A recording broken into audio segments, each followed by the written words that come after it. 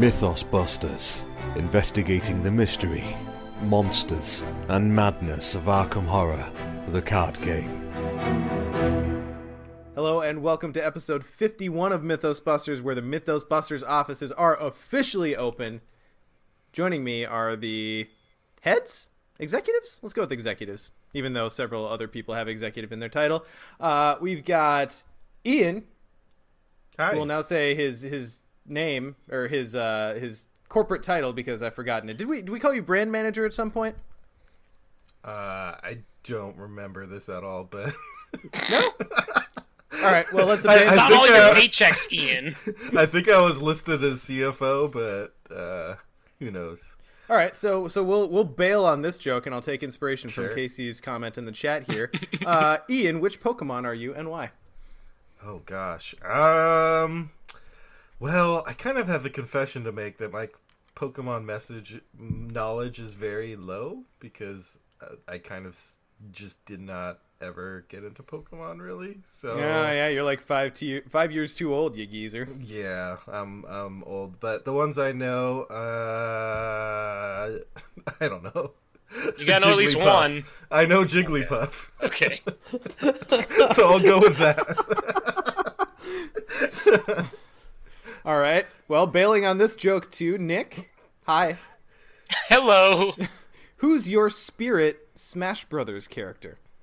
Probably DK, because he can grab guys and jump off the side. So if Mostly I'm going just to down, I'm grab taking you guys, guys though, with right? me. Yeah, Just- well, yeah, I mean, you yeah. gotta start somewhere. Yeah. And it's with guy grabbing. Yeah, well, I mean, you got to start somewhere. I agree. And joining us as well is Scott. Hi, Scott. Hello. All right, so episode 51. Let's talk. I don't get to assign myself something.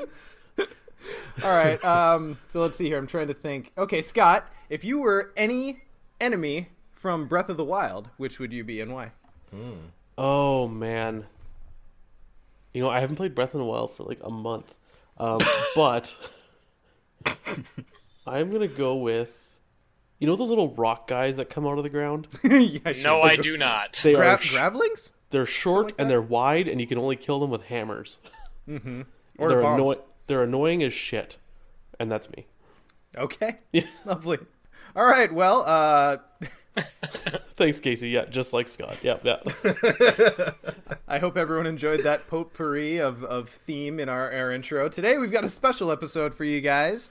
We've got just a ton of news to catch up on. It's insane. Just screw us for taking a week off, essentially. Yep. Oh, we took a couple weeks off because of the holidays. It got weird. But we've got our main topic tonight. We're going to finish up the strategic analysis, I guess, if we want to be generous and call it that, of the Forgotten Age. We're going to talk about the depths of YEPTHS and Shattered AEONS. And I know what you're saying. We just talked about those with Matt, and you'd be right. So really tonight we're just going to talk about player cards, strategy tips, and we're going to kind of gloss over the theme and everything we just discussed with Matt to keep it high and tight. And then, of course, we'll close it up with some tentacle time. So, before we get started, though, guys, it's been a long time since I've talked to you about what you've been doing in Arkham specifically. Nick, what you been up to? You got any campaigns going at the moment? Nothing! Yeah, those I holidays will haven't do played it, huh? I haven't played Arkham since before the Matt interviews, so I have literally nothing new to add. Moving on. Ian. Pretty much the same because of holidays, and also when a campaign comes out, I like to give myself a little break just to prevent any burnout and get ready for the next stuff coming out. I did start Zoe and Wendy campaign. I played one scenario so far of that, so that's about it. Through which campaign? TFA, yeah. I did want to get a couple more campaigns through, so yeah, I just played through Untamed Wilds. First scenario went well. I played that duo through TFA as well. We should compare notes. Mine ended in Depths of YEPTHS. It got messy. As so many do. As so many do. Yeah, I'm really aiming. I'm basically taking the Zoe build I use for Invocation and trying to reverse engineer and get to, because I really like the Time Worn Brand Bandolier Bar build I eventually had. So hopefully I can get enough XP for that. What's not to love out of that lineup? Agree. You know what's really good in that one, Ian? Like, after Threads of Fate, you hop over to Egypt, and then you get Zoe Team Rocket, Yes. and then you get Wendy the Night Gaunts, and the rest of that campaign is Whistle. just a blasty blast. Yeah, actually, that's a good reminder. That's exactly why I started the campaign, actually, is because I wanted to... I haven't inserted those scenarios into a campaign yet, so I specifically started this one so I could do that. So I will take them to Egypt at some point. Yeah. Or, I mean, the Kopesh is really good for Zoe, too, right? If you can justify the Sure. fact that she, on a character basis, would probably never actually side with the bad guy. Sure, yeah. Because I started playing out all these dark Zoe storylines in my head, but you don't have to follow me there. I mean, there definitely is some ambiguity as to whether she's actually hearing God, right? Sure. Not to her, though. Scott, what you been playing? I haven't played a whole lot because of holidays, but I have. A lot of people on Discord have been ranting and raving about it, and so I started a solo Finn TFA run. And I also have another solo. This is the second time I've taken her solo. What's her name? The lady with the relics, Ursula. Solo Ursula through TFA. I'm just trying to really solidify TFA in my mind now, so paying attention to a lot of things and kind of taking notes, Iron Man prep essentially, so just remembering key choices and stuff, but both of them are super fun. I like Skids more than I thought I would. I knew I'd like him. He seems really interesting. Getting used to one willpower is really jarring to me. Well, you're talking Finn. Finn, what did I say? You said You said Skids. Skids. Oh no, sorry, Finn. The truth comes out. Yes. Oh god, yeah, Finn. Sorry. Yeah, because tons of people were talking about it. I do want to take Skids through too, because I've also heard he's pretty good in TFA. So, well, from the rogue apologetics, you know. That's actually a perfect segue to basically the only thing substantial I've played. Is I decided I too wanted to take Skids, so I built a Skids deck. By the time I was done with that deck and it had 2 Guardian cards in it, I'm like, oh, this is just like worse Finn. But I played it anyway because Skids does have his action ability, which is cool, and I tried to play into that to the extent I could. And then the actual fun part of this campaign is I have been playing a fair amount of Keyforge in recent days, and as Frank on that other Unnameable podcast has noted, playing Keyforge, everyone's playing Lola by default, right? Just the way that game works.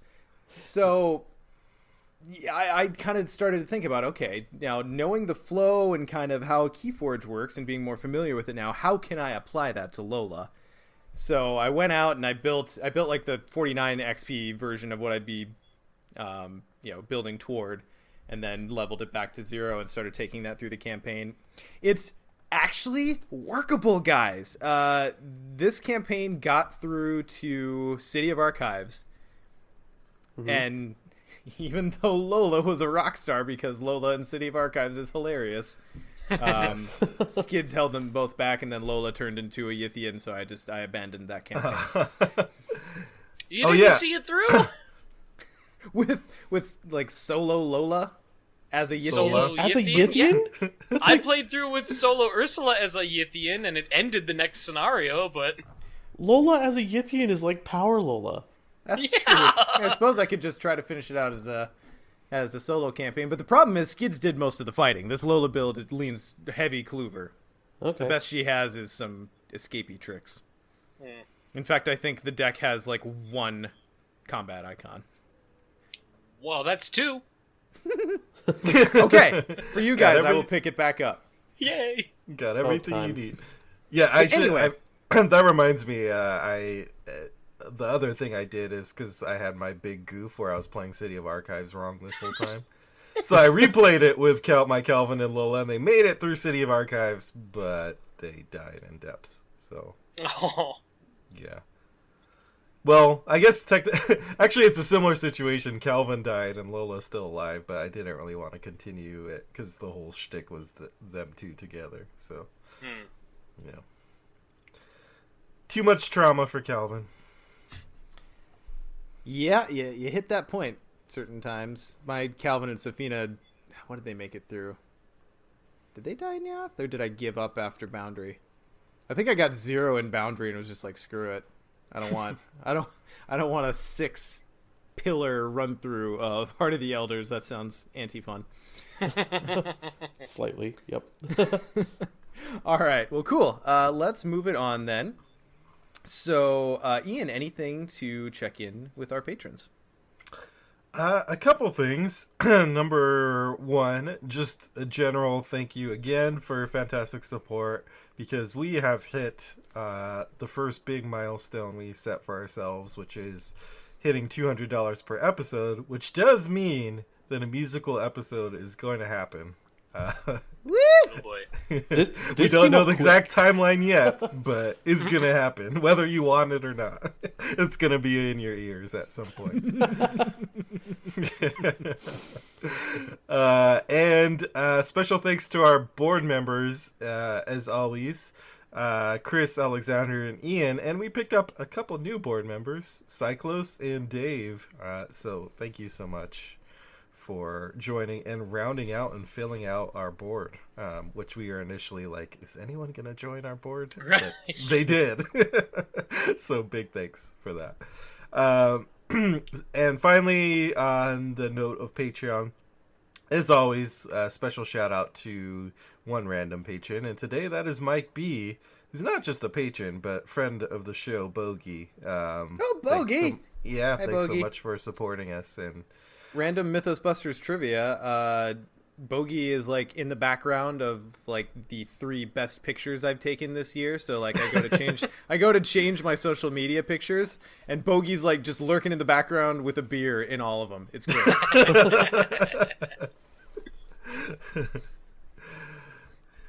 All right. So then let's move it on. We're going to skip community this week simply because we have a flood of news.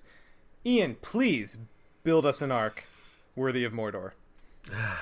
Well, I kind of remember this time when people were complaining that there weren't any Arkham articles coming out. But now, when we took a little break and we had the Matt interview, now we just got deluged with like 5 articles, 6 articles in a row. So let's jump into it. So the first article is called Of Sound Mind and Body, and this was introducing 2 more investigators from the Circle Undone. And I'm so excited for this one. We'll get to the reason why I'm excited. First, let's start with some psychologist named Carolyn. Carolyn, we know we've seen before because she came out in her own novella. But this is going to be her actual proper release, which means that this time we get her, I don't know if we'd call them her actual signatures, her default signatures, I guess. The other ones are the alternates. So, the first of her, Carolyn's actual default signatures is hypnotic therapy. Since she's a guardian, let's go ahead and have Nick read this one. Yay! Hypnotic therapy is a 2 resource cost asset. It has a will, an intellect, and a wild skill icon. It is talent traded. And its game text reads, Carolyn Fern deck only. Action. Exhaust hypnotic therapy. Test intellect 2. If you succeed, heal 1 horror from an investigator at your location. Then, that investigator may draw 1 card. And then it has reaction. After one of your other card effects heals horror from an investigator, exhaust hypnotic therapy. That effect heals 1 additional horror. Interesting. I like it. Quite strong. Yeah. I'd take it over foolishness. Agreed. Yep. Dumb cat. So, no, I lost it. Someone else go. Heal a horror, Draw a card, gain a resource for one action, and a fairly easy test. That's pretty sick. Yeah.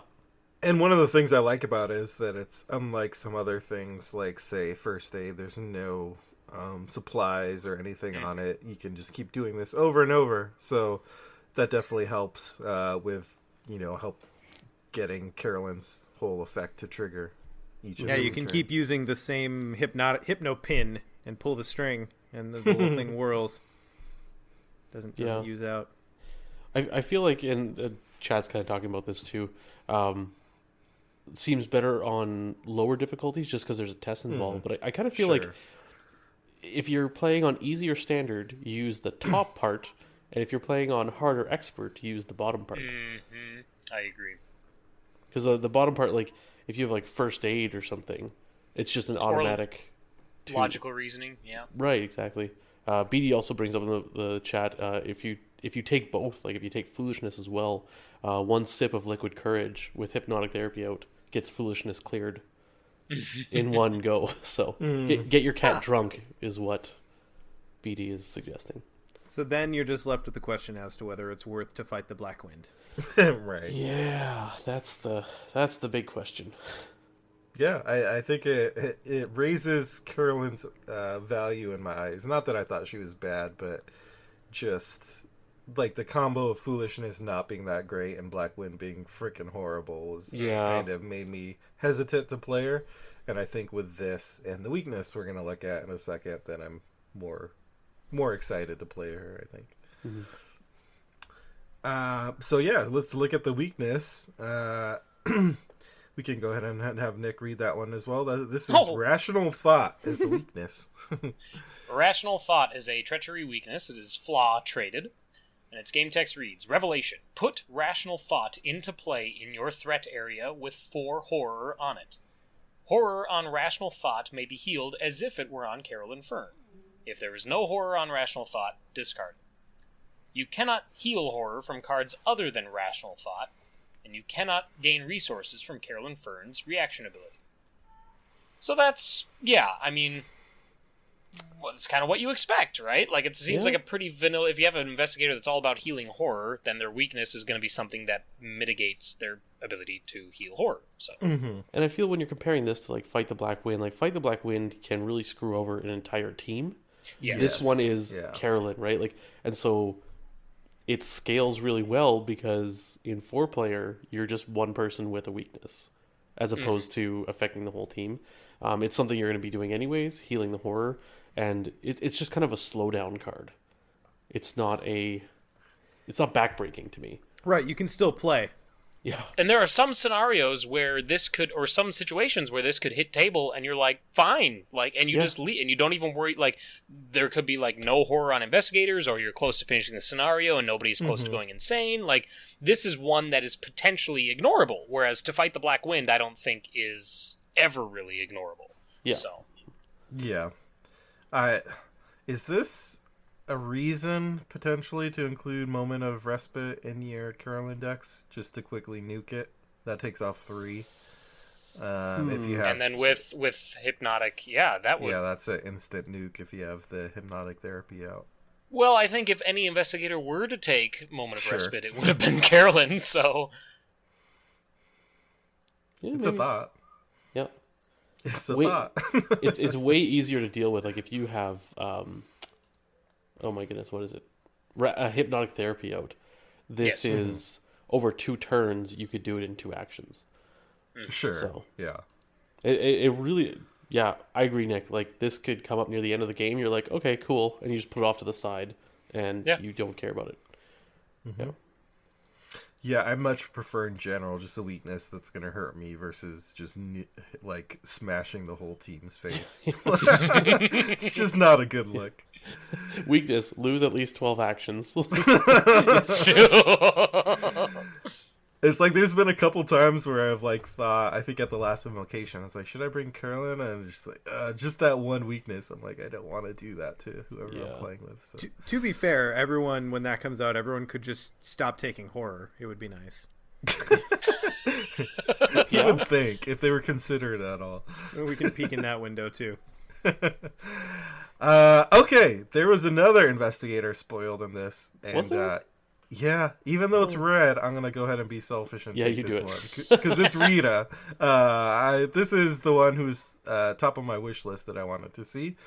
So not only did we get Diana in this expansion, we're getting Rita as well, and my investigator for Iron Man is now set. So, Rita Young is the athlete, survivor, 3 will, 2 intellect. Not great so far, but stick with me. 3 combat, 5 agility.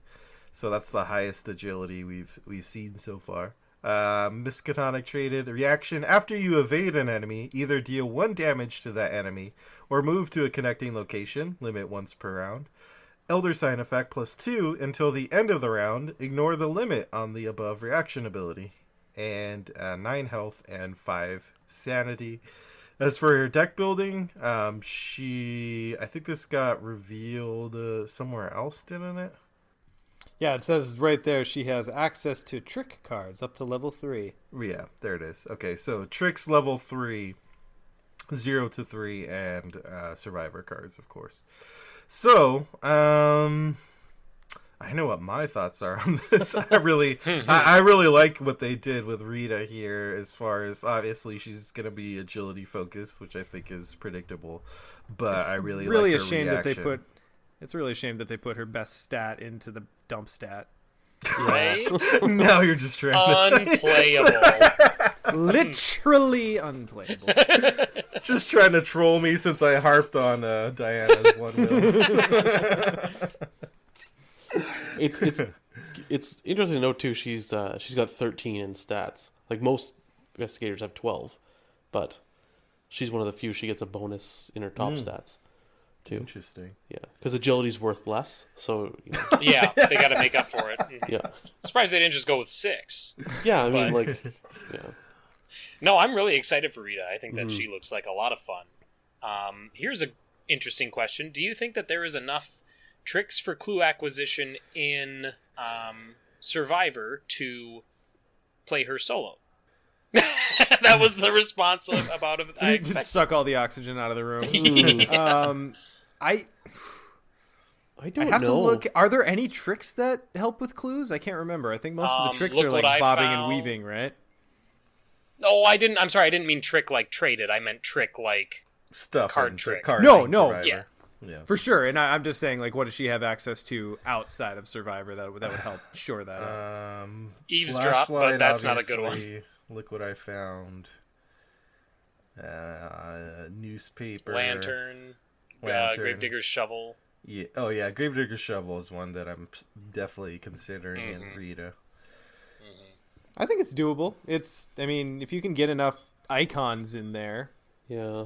Sure, double perception. I feel like she's probably like just above Yorick for. Oh no, but Yorick has Scene of the Crime now. Huh. Yeah. Yeah, and that's amazing. Well, Ian, I expect a report back on Solo Rita. Yes, it's probably gonna be one of the first things I do. So I'm looking at all the trick traded cards, and there's really nothing that helps with clues. So. Yeah. yeah, she's Except for mostly eavesdrop, gonna be which is relying on garbage. the survivor stuff Yeah. for Yeah. clues and flashlight. That's about it. Was anyone else kind of surprised to see a Survivor with 5 sanity? Like, her top stats seem completely in line with what I knew of her character. 9 health, 5 sanity surprised me. Do you guys know what the reasoning is behind that? Nope. Nope. I I think don't know. I it's. thought Ian might have some insight. I think it's pretty much just because she's an athlete, so they wanted to load up her health stat, and then that. Yeah, she's a means meathead. her sanity has to be low, and it didn't surprise me because it's similar to her character in Mansions, which has very low sanity as well. I mean, she's probably going to take Pete Sylvester anyway, so Yeah. Yeah. I'm definitely not as worried about 5 sanity in Survivor as I would in pretty much any other class. agree. Yeah.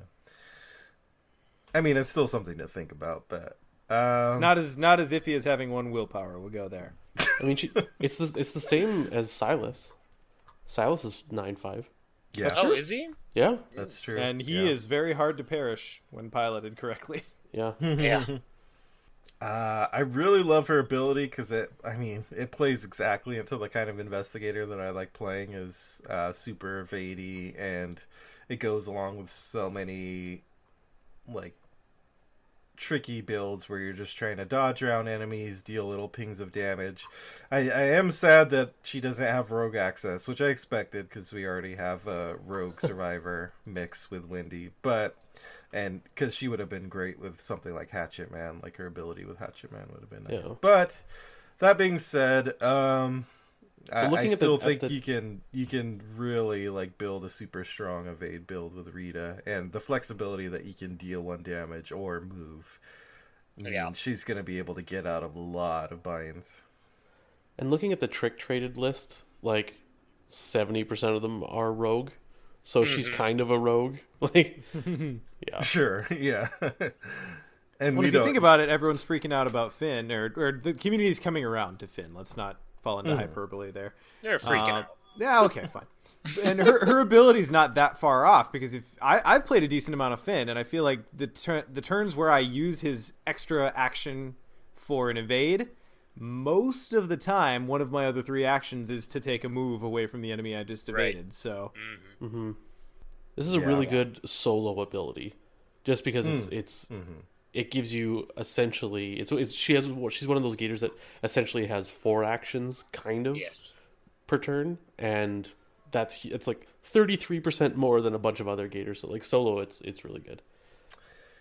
Yeah, and one thing to note is her ability is after you evade an enemy and not necessarily pass an evade test. So if you do something that automatically evades an enemy, that'll still trigger. Yeah. well, she likes her cats, I guess.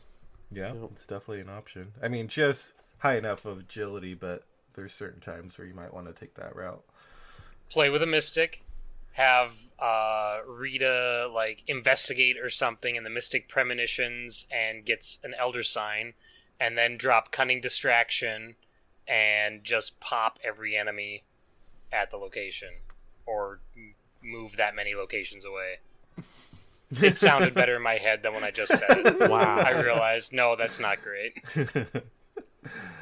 Her Elder Sign. I like +2. That's fine. That's the true Elder Sign ability. Yeah, I just wonder how often the rest of it's ever going to get utilized. It doesn't seem very high That's- percentage to me. Like once That's a why it's campaign. +2 and not +0. Yeah. Can you technically evade an enemy you've already evaded? They have to be engaged with you in order to evade. Well, Yeah, I mean, they have to be. can you like mini waylay if you pull an could. Elder Sign? You could re-engage it and then try to test to evade it again. And there goes Get your away from action me! compression. Now come back here. Now get away from me. Yeah. Survivor needs like an enemy leash that after you evade an enemy, it just re-engages you. Yeah. I guess, I mean, if the enemy is massive, you could just you Aren't could they evade exhausted? it. Yeah, but then you can still test evade, and then you would Because be it's still considered to be engaged, even if it's exhausted, right? yeah. Oh. Oh wait, is it? Yeah. Is it? You're the rules guy. No, it isn't. I don't. I rarely do I think of questions about massive enemies because they don't come up very often. But so no, massive enemies are not engaged while exhausted. So never mind. Garbage ability.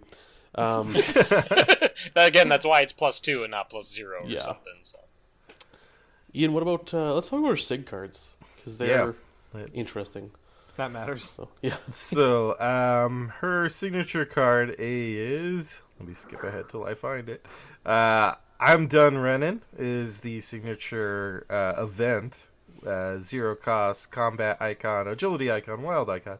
Spirit traded, fast, play only during your turn, ready and engage all enemies at your location. Speaking of, for the remainder of your turn, whenever you evade an enemy, instead of exhausting and disengaging from that enemy, you may deal it 1 damage.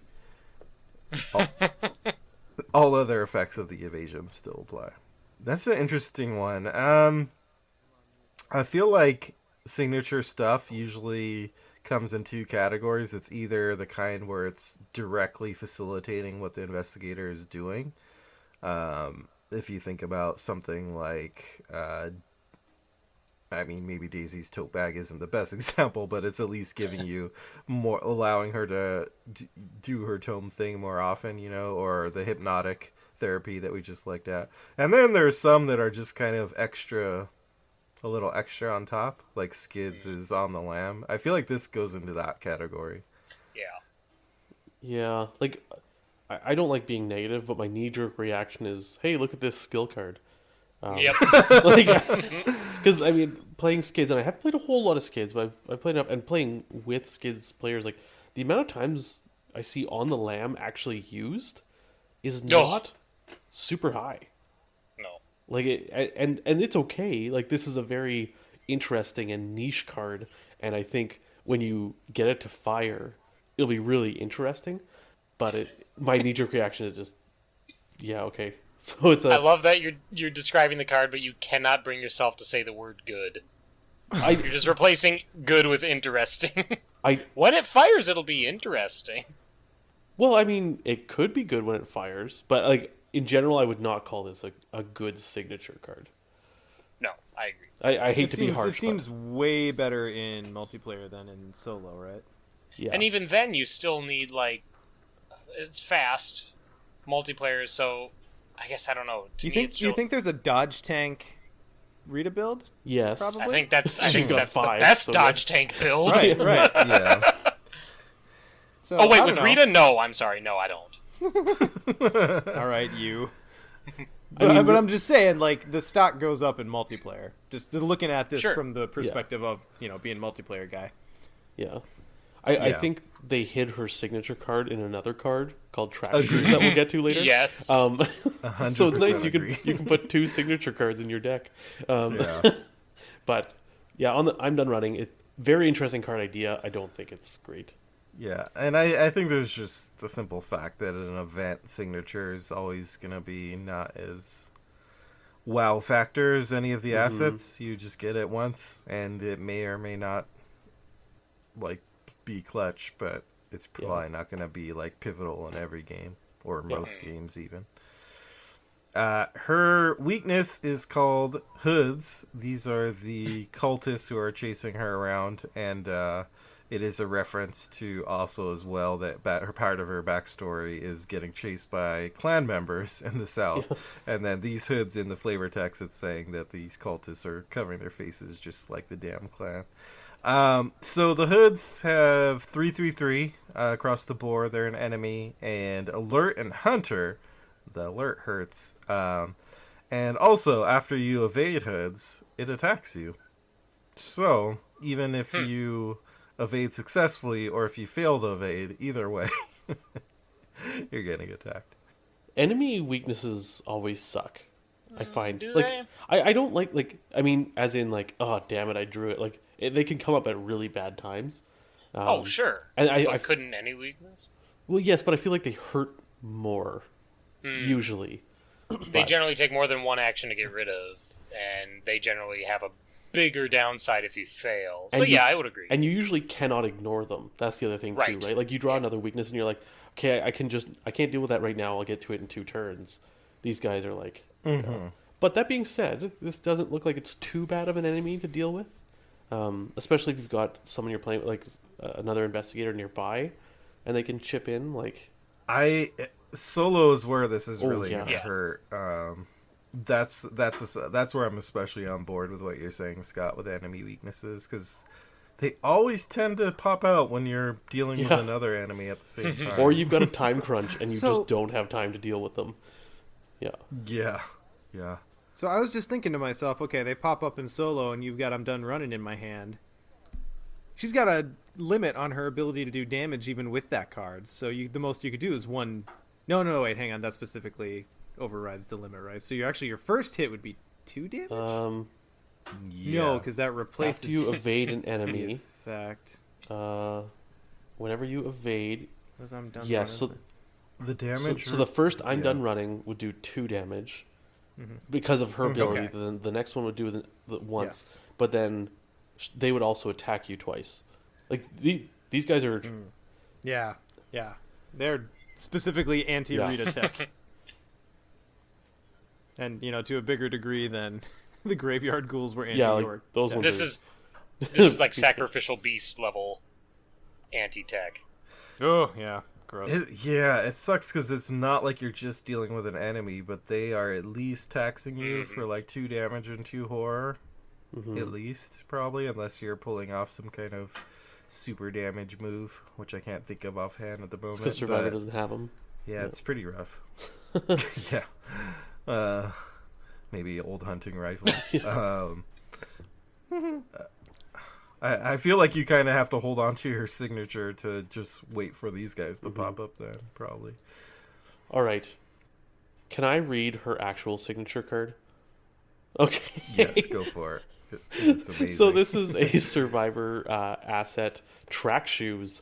3 cost, has a agility pip, and it's an item, clothing, and footwear. No hand slots, so you can't use our spoiled card with it. Limit 1 footwear per investigator. We can get a footwear slot? I'm disappointed. You get +1 agility, which is awesome. And then reaction, after you move, but before enemies at your new location engage you, exhaust track shoes, test 3 agility. If you succeed, move to a connecting location. So Nice. not only these are good for the stat boost, but especially in like solo, the ability to run through a location and not get engaged. Like how many times how many times have you been playing and you're like, I just need to get to the other side of this wall of enemies? This is anti-devour below tech. This is anti a lot of tech. But yeah, Devour Below. Yeah. Yeah, this will get you through a bottleneck for sure. Yeah, big time. But let's talk about the real thing that this card does for the game, and let's discuss potential footwears for other classes. Guardians have steel-toed boots, right? Yeah. Rogues have like a knife shoe. Like a wingtip. That'd be No, a awesome. shoe with a knife in it. Yeah. Or a Like you stomp the heel down and the blade sticks out the toe. You've seen I'm Get all Smart about or it. whatever, yeah. or That was a phone, I stilettos with guess. just knives instead of like the high heel plate. Yeah, and then you can play him with skids and he's running around with knife stilettos on. That'd be great. Seekers just have regular loafers. Yep, and they don't do anything. They just take up the footwear slot. Just the nerdiest shoes possible. Yeah, Mystics go barefoot. I don't know what to say. Mystics have like sandals. Yeah. They have hippie sandals. And then Lola gets any. Eldritch Birkenstocks. Mystics levitate. They still need to wear something on their feet, Eric. Oh, who gets like rocket boots? Lola. Okay. Because we covered everyone else. Neutral. You know who else loves track shoes is Finn. Oh, yeah. Yeah. Also, You're not Wendy. wrong. Yeah, Yeah. sure. Also, anybody who just wants Any to of the evade. evade Yeah. gamers. So we got able-bodied. Able-bodied. Let's spread the cards around because we got a Sean. lot. Sean, you haven't read one yet. Whew. I see why you saved this one for me. I did do Insanity this morning. So able-bodied, sorry, I was pulling the card up. Able-bodied is a level 0 survivor skill. It has 1 combat and 1 agility icon. It is innate traded, so Silas can already take it. While you control 2 or fewer item assets, able-bodied gains a combat and agility icon. While you control 1 or fewer item assets, it gains 2 combat and 2 agility icons instead. So it's a 3 and 3 if you're 1 item or less. 1 item or fewer, I'm sorry. Sorry, Stannis. I like it. So I think it's pretty good.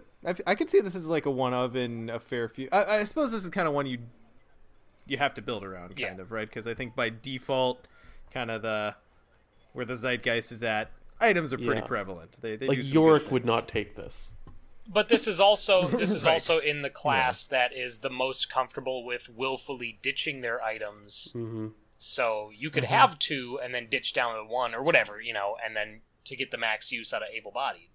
So Yep. Guys, I'm only just now noticing that behind him, those aren't. Holy Right, crap! I was I gonna just say- saw that to the eyes. I was gonna say, why is he throwing the javelin away from Cthulhu? Able-bodied, but not able-minded, right? I think I'm more excited to see. I think they teased in the article, unless I'm just totally made that up, but that they're going to have more stuff that depends on not having a lot of item assets in play. So I think that could be an interesting build, particularly too if we get like oh god, I can't remember the martial artist investigator, Lily, right? Yeah, Lily Chen.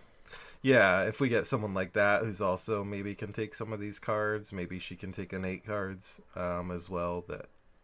That could be an interesting way to do like the unarmed type combat.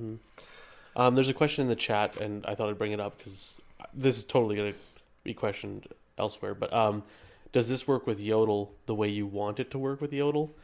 And no, it doesn't, because the text is only active when it's committed to a test. So in your graveyard, discard pile. Yeah, he literally just looks at the icons on the side, and which is too bad. So that about does it for that article. We'll skip on over to the next one, which is Rise to the Occasion. I don't think we'll spend as much time on these cards.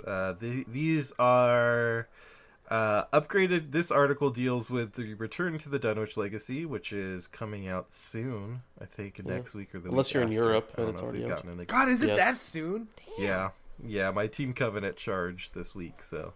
Well, I Should be better coming wrap soon. up my last forgotten page campaign right quick. Yeah, so that's on the way. We got a couple of upgraded cards that are coming, just like with the Return to Night of the Zealot. What this expansion is doing with player cards is taking player cards from Dunwich Cycle and giving them a little upgrade. So we have Preposterous Sketches. Why don't you read this one, Nick? Preposterous Sketches.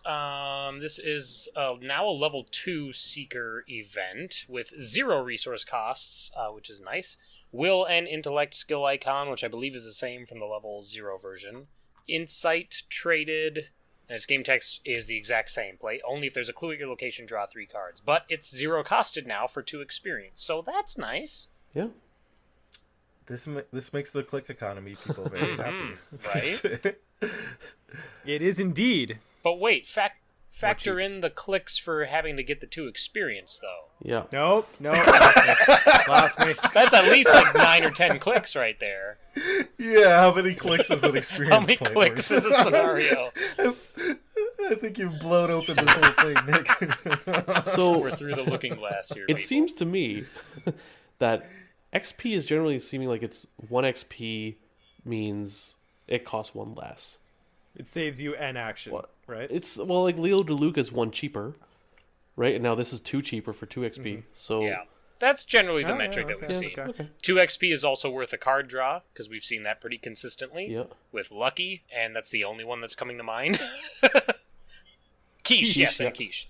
So, Yeah. And then like upgraded quiche from 2 to 3 is 4. No, but that doesn't work.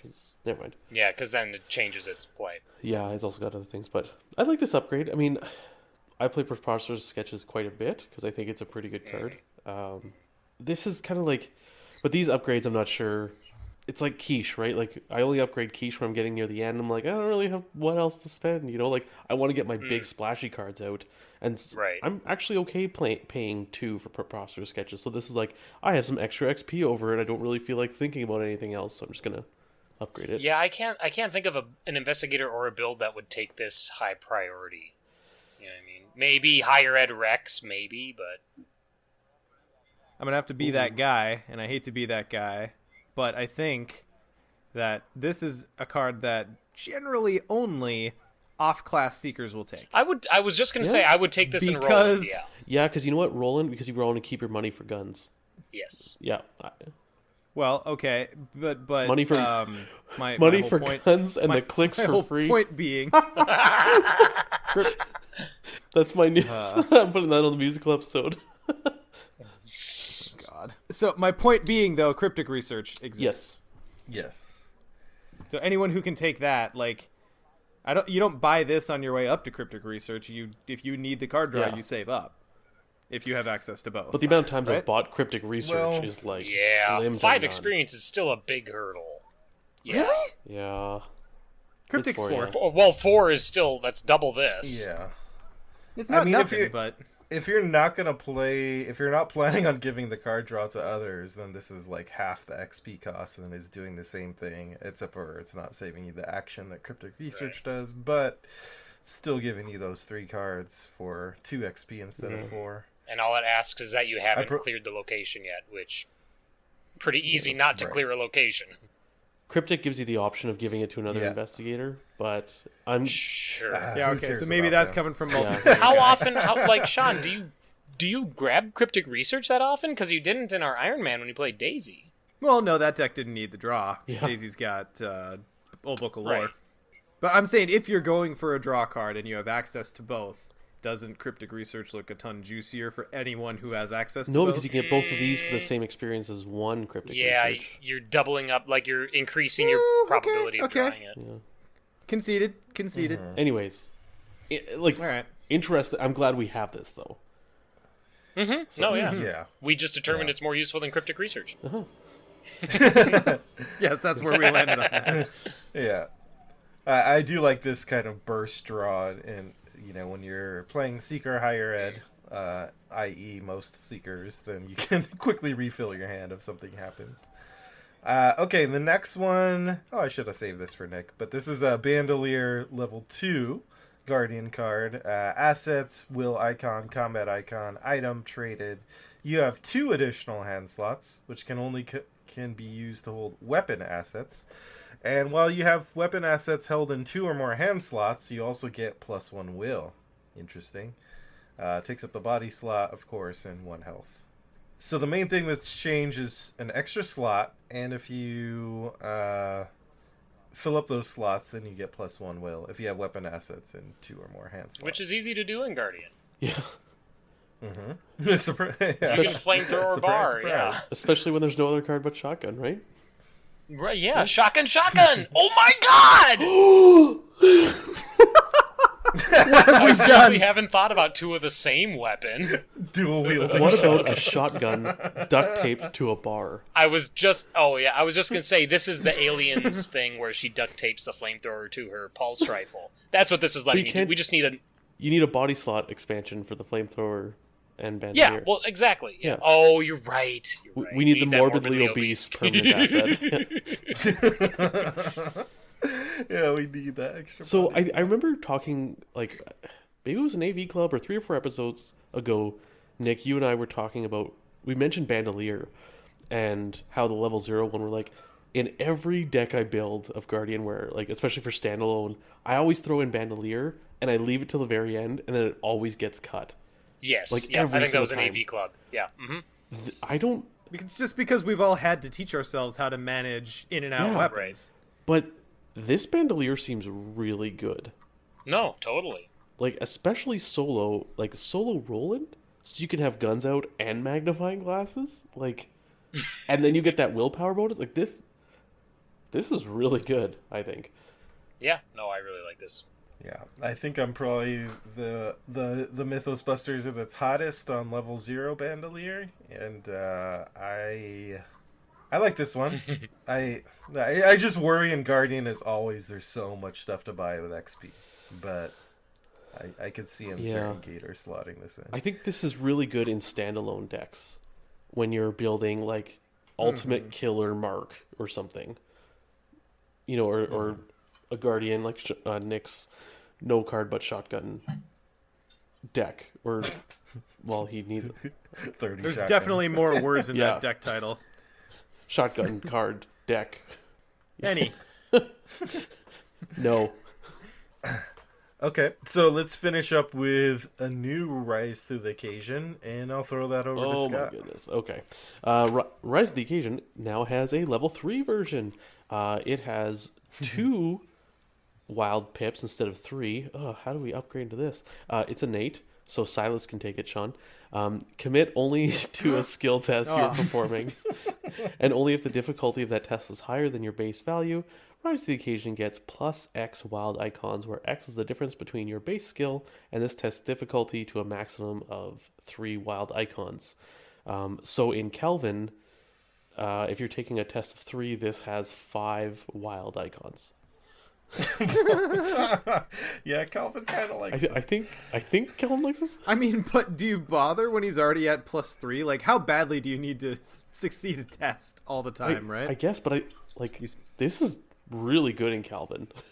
Yeah, yes. I mean, it's probably going to be at least 4 every time. yeah. Yeah, and you know what too? This is really good for Calvin in the very early game when maybe you don't have much damage or horror on you, and you need to pass a higher test, like a skill value or like a test of 4 or something. Sure. Right? Like getting your It gives you a better Yeah. shot early game. like for +5 sure. is nothing to scoff at. The thing I like about this is it's more versatile than the level 0. So this one, as long as it's higher, so it could even be higher by just 1, and you still get 3 wild Yeah. icons, which is not bad. I like this for any 2 intellect survivor, like we just talked about with Rita, because if you go against a 4 shroud, then suddenly you're committing 4 wilds. You're up to 6 intellect versus 4, which isn't bad. Yeah, it basically puts you, what is it? It puts you on par with the test, and then gives you +2. In normal Right, if investigators, it's- except if it's- for Calvin, but Calvin's a weird one. But yeah, puts you on par, then gives you +2, up to 3 over. But, which I mean, it's another unexpected courage at that point on any test, but it also gets you up to that test level. This one's interesting. 3 keeps it out of the hands of a fair few It does, investigators. yeah. I don't know. This isn't breaking the world apart. 3 experience card to make sure you hit one test really hard. Like, Yeah. okay. Silas can recur Yeah. it, I suppose. But again, you're still just succeeding one test. Yeah. I like it. No, Not broken. I'm surprised it's 3 experience. I don't want to say it's steep. Yeah, that was kind of But what I was also thinking. see the reason you probably want to keep this out of a lot of other decks. Like, Sure. yeah, I don't know. Having access to 4 unexpected courages is pretty good. Yeah, and this is the reverse of Guardian for me, where I'm not as scared away by a 3 XP card, because sometimes I'm searching for Yeah. stuff to upgrade to in Survivor. Let's keep it moving to For the Greater Good. The greater good. God. There we go. I was leaving space for that. So, For the Greater Good is the 3rd Mythos pack in the Circle Undone cycle. So this one is essentially going to be taking us after the wages of sin. We're going to be investigating the lodge more in depth, actually stepping into the halls of the Silver Twilight Lodge. An interesting mechanic there is that some of the chaos tokens are actually not being used as chaos tokens, but they're going to be set aside and acting as keys. I think that's a cool little twist. Kind of reminds me of something you'd see in Mansions of Madness or something. Let's look at these the cards we're getting. So what this pack is doing, what they're spoiling for us, is that we looked at the dual class cards, and essentially what's happening is those dual class cards that we get in Circle Undone are going to upgrade. They're kind of taking 2 different class paths, so they have 2 different upgraded versions depending on which class they're upgrading. Guys, to. it's like an RPG skill tree. Yeah, I was going to exactly. say that this is Matt reacting to the people who were like, why are there dual class cards? So, we looked at Tennessee Sour Mash, which is a Rogue and Survivor card at level 0, and it upgrades into either a Rogue or Survivor version. Sean hasn't read one in a while, so I'll have him read the Rogue version of Sour Mash. Sour Mash. Okay, so the rogue version of Tennessee Sour Mash is 3 cost, 3 XP, willpower and combat icon, item and illicit traded, fast! Oh, Fast item. I like it. Uses 2 supply, or uses 2. Why can I still not get that right? It uses 2 supplies. And then fast action, exhaust Tennessee Sour Mash and spend 1 supply. You get +3 willpower for a skill test on a treachery card. Separate ability. Action, discard Tennessee Sour Mash. Fight, you get +3 combat and deal +1 damage for if this this card isn't a theme home run, I don't know what is. Right? Yeah, this is. I really like this for a lot of rogues because they have shitty willpower. Yeah. I mean, this it's illicit, it's fast. Like, this almost makes Finn want to actually try willpower It tests, puts him right? at 4. Like, that's not bad. Yeah. 4 is Yeah. decent. Yeah. You can do something with 4. Yeah, and that fight ability is actually, I mean, like once you're done using it, that is not a bad ability at all. Like +3 combat, you're probably gonna hit. Yeah, it's a perfect Finn card just because it's not like you're a lot of will tests you're tanking, but if there's 1 or 2 will tests you really need to pass, then that There gives usually you are. the 2 Yep. you need. You don't need to pass them all, but you have 2 supplies worth, which I think is all you need, Yeah. really. You don't need to pass everything. And then when you're done, you get the combat, and again, Finn doesn't need to do a lot of fight tests, but you get one here, so yeah, really good Finn card. I noticed this just now, but Stokes pointed out in the art too, or in chat. But the Survivor one has more liquor left in the bottle. Oh my god, I didn't And it even has notice. one more supply. And Oh my god, I love that Yeah. so much. So good. I also just noticed that there's a shot glass in the Rogue one Yeah. and not in the Survivor one. So the Survivors are drinking straight from the bottle. The Survivor one should be in a brown paper bag. Yeah. It straight up should be. And in the Rogue version, you get a little higher will test because you're just taking that straight, Yeah. straight in the shot glass. That is very cool that they could like slightly alter the art for the versions. I hope yeah, that so becomes let's a new trend. yeah. When we see an Let's- updated card that doesn't also have more badass art, I am sad. It's gonna be a little mini game now to check whether I'm already skipping ahead. Are to there the any that Troll of we Troll Secrets. Secrets missed? is different. We'll see in a second. There's a difference there. Let me throw it over. I think Nick is next. You can read the Survivor version. of Okay. this. The Survivor version of Tennessee Sour Mash is also 3 experience. It costs 2 instead of 3. Has a will and an agility icon. Item and illicit traded. Uses 3 supplies.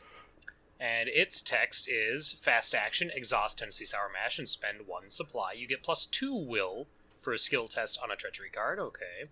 And then action, discard Tennessee Sour Mash. Fight, you get +3 combat for this attack. If this attack succeeds against a non-elite enemy, automatically evade it. Thud the beverage. Right? The Thud brand. You know what I realize these are really good for too is Frozen in Fear. Because it doesn't have Oh, to, yeah. it doesn't it's just willpower test on a treachery card. So Doesn't have to be one Yeah. you just drew, yeah. that's handy. I think Rita would like this because you do the damage with the fight action and then it evades and you ping it for another Yeah. damage. Surprise, surprise, the college student is a drinker. Surprise, surprise. When was Prohibition? This time. Now. Yeah, okay. 19, Yep. Yeah, 19 during the what? 20s, yeah. No, 1929? Hence the illicit Okay. trait. Oh right, yes, okay. Yeah, that's So Arkham is generally set in Prohibition. Is that right? Okay. Yeah, for sure. yeah, it goes up to 1930. It was that long of a time period? I thought it was like a few years. Oh, 12 years. no. Holy moly. 21 to 33. Okay, Yeah, well. it is a long period of time. Welcome to History The Busters. fact that we have cards, well, yeah, the fact that we have cards shows you how well keeping illicit items out of the hands who really want it works. Interesting these don't take hand slots either. I know that the base one doesn't, but it's kind of nice that it doesn't. Yeah. No slots. I think that would limit them a lot if they did. I mean, I think you'd still play them, but Would like ya? the fact in Survivor, I think so. Maybe, yeah. The Rogue one, maybe not, because a lot of their good weapons, obviously, it's going to be competing for that. Well, I think even still you would, just not every Rogue. Yeah. I really like how the upgraded cards, the dual class cards, are like, they're splitting. Like, that's sweet. Yeah. Speaking of which, let's look at how Scroll of Secrets similarly splits into Seeker and Mystic. I believe it's Scott's turn now. You can read the Seeker version. So, Scroll Secrets, Seeker version. A 1-cost level 3 asset. It has 2 intellect icons, as all good Seeker cards do. Item and tome traded. Uses 3 secrets. Action, exhaust Scroll of Secrets and spend 1 secret. I'm saying secret a lot. Holy. I know, it's lost all immediately in my head. It's The secret the drinking secret of game. secret. It's secret traded. So you spend a secret. You look at the bottom 3 cards of any investigator's deck, or the encounter deck. You may discard one of those cards. You may add one of those cards to its owner's hand. Place the rest of those cards on either the top or the bottom of their deck in any order. Because they're a secret. And takes up a hand slot. I have to parse this one. Look at the bottom. See, look, it's like opposite of, it's like scrying upside down combined with a book of lore. And you have to literally It's do it. scrying the butt. So, Yeah. Butt scrying. I know divination The magic, tastiest but I only secret. look at butts. I'm sorry. My, what a No, I'm divine not. butt you have. So I really like this in Daisy because the action's, Free. I don't want to say free, Yeah. but she's got a better way Yeah. to pay for it. Outside of having a free tome action to use this on, I'm still kind of iffy on the scrying effects that cost you an action. Have you guys turned around on that at all as the game has Not progressed? really. I mean, this is card draw 2, right? Sure. So it is an action. It's a selective card draw. And it's from cards that you most likely wouldn't see. Or are very less likely Yeah, to see. But I but- mean, yeah, that's hard to quantify. Schrodinger's Yeah. card rule. The other thing too is the fact that you can put the rest on top or bottom. If you find Right. if you find a weakness, you discard it. And then if you find, like, let's say you find 2 weaknesses and a good card, you give them the good card, discard a weakness, and put the other one on the bottom. Like it. I think I like this better than Book of Lore. Well, I don't know though. I just realized it also has a limit in uses. Yeah. Yeah, that's what balances it with Book of Lore. Yeah. Not that we don't have plenty of ways to add extra secrets now, though. True. Yeah, and you know what? Banjo Thulu in the chat. It's nice that you don't have to shuffle either. Right? Like, Yeah. Put them back on the bottom of the deck, then shuffle the deck. I mean, I suppose if you're trying to set up one of those effects that looks at your top 6, yeah. you could go try to dig for something cool first, and Yeah, but now you're spending usually 2 actions to do that. yeah. See, and that's why the action's always so rough. But you're for me. also getting 2 cards you want. Yeah. But you're also like, so you're getting a card like as a card draw, and then you are also setting, you could possibly set up the next 2 draws or the next draw, Right. right? Like it's like Scrying and Book of Lore combined to be better. But on the butt. But on the butt. Yeah. Old butt of lore. But I think the bottom part is what's really wrinkling my brain. It makes here. it more difficult to evaluate it compared to Scrying in Old Book of Lore, because how do you evaluate Yes, the top of your deck exactly. versus the bottom of your deck? Well, one of them you'll access a lot quicker, obviously. How about the encounter part? Like, everyone's talking about drawing cards, but what about if you look at, bottom 3 of the encounter deck? I guess Is you that I ever... was just thinking about that. in That's solo. just- So- yeah. In solo, you That's could set up strange. your next turn or 2. If you find stuff you like, yeah.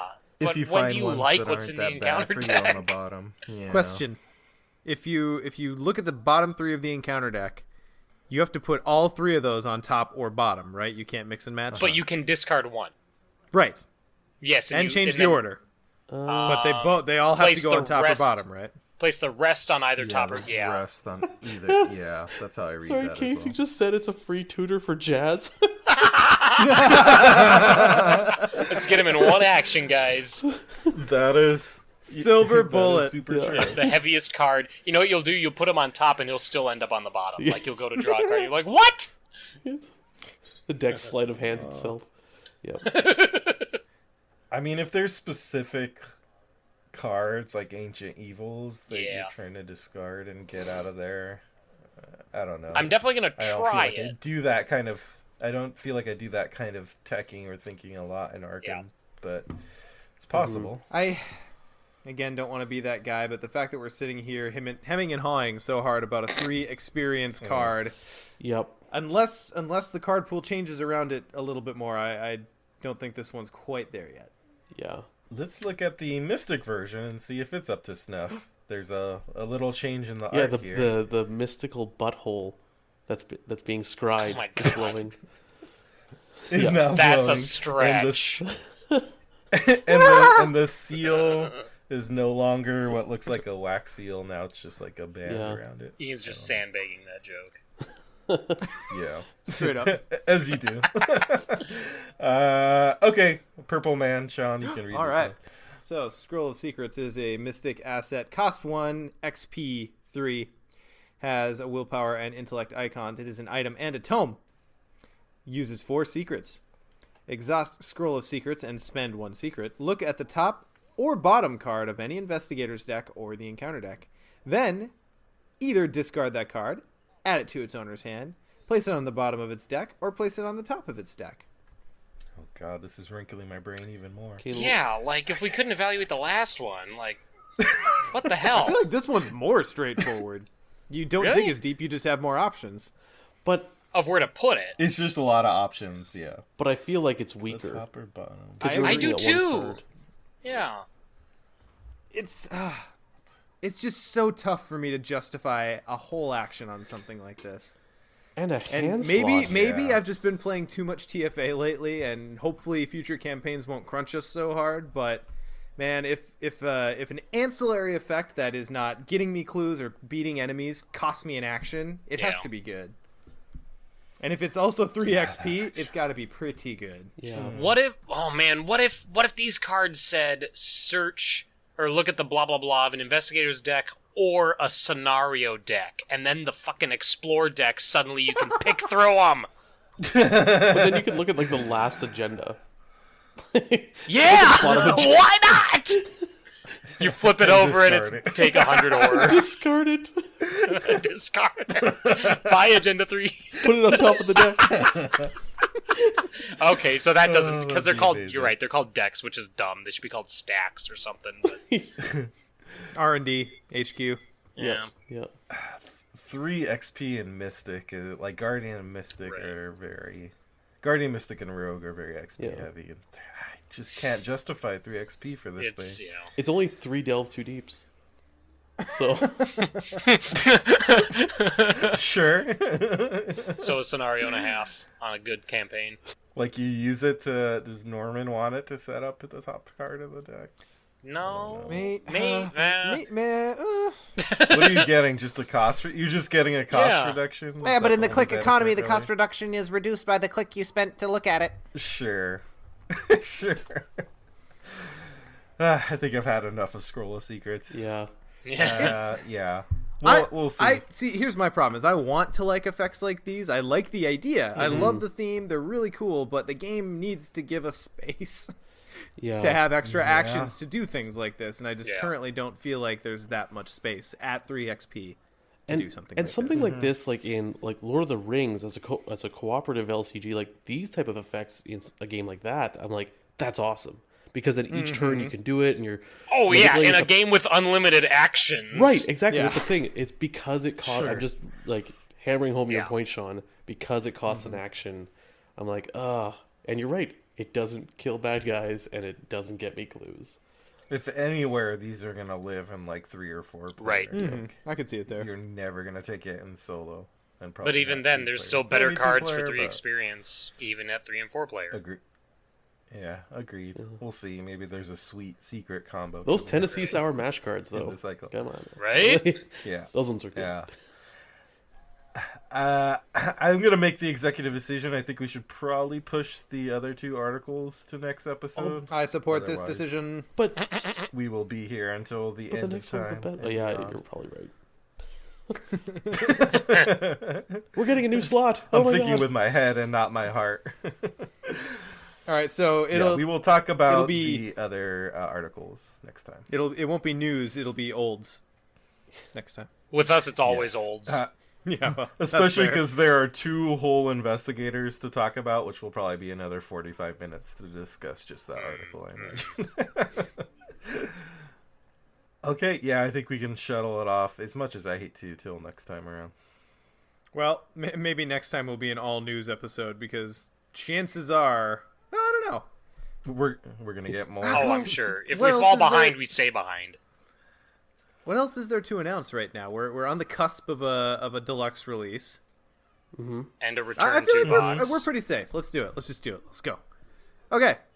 So, moving on then to our main Tupac, or topic if you prefer. Let's talk a little bit about Depths of Yoth. So, starting out with the proper spoiler warning.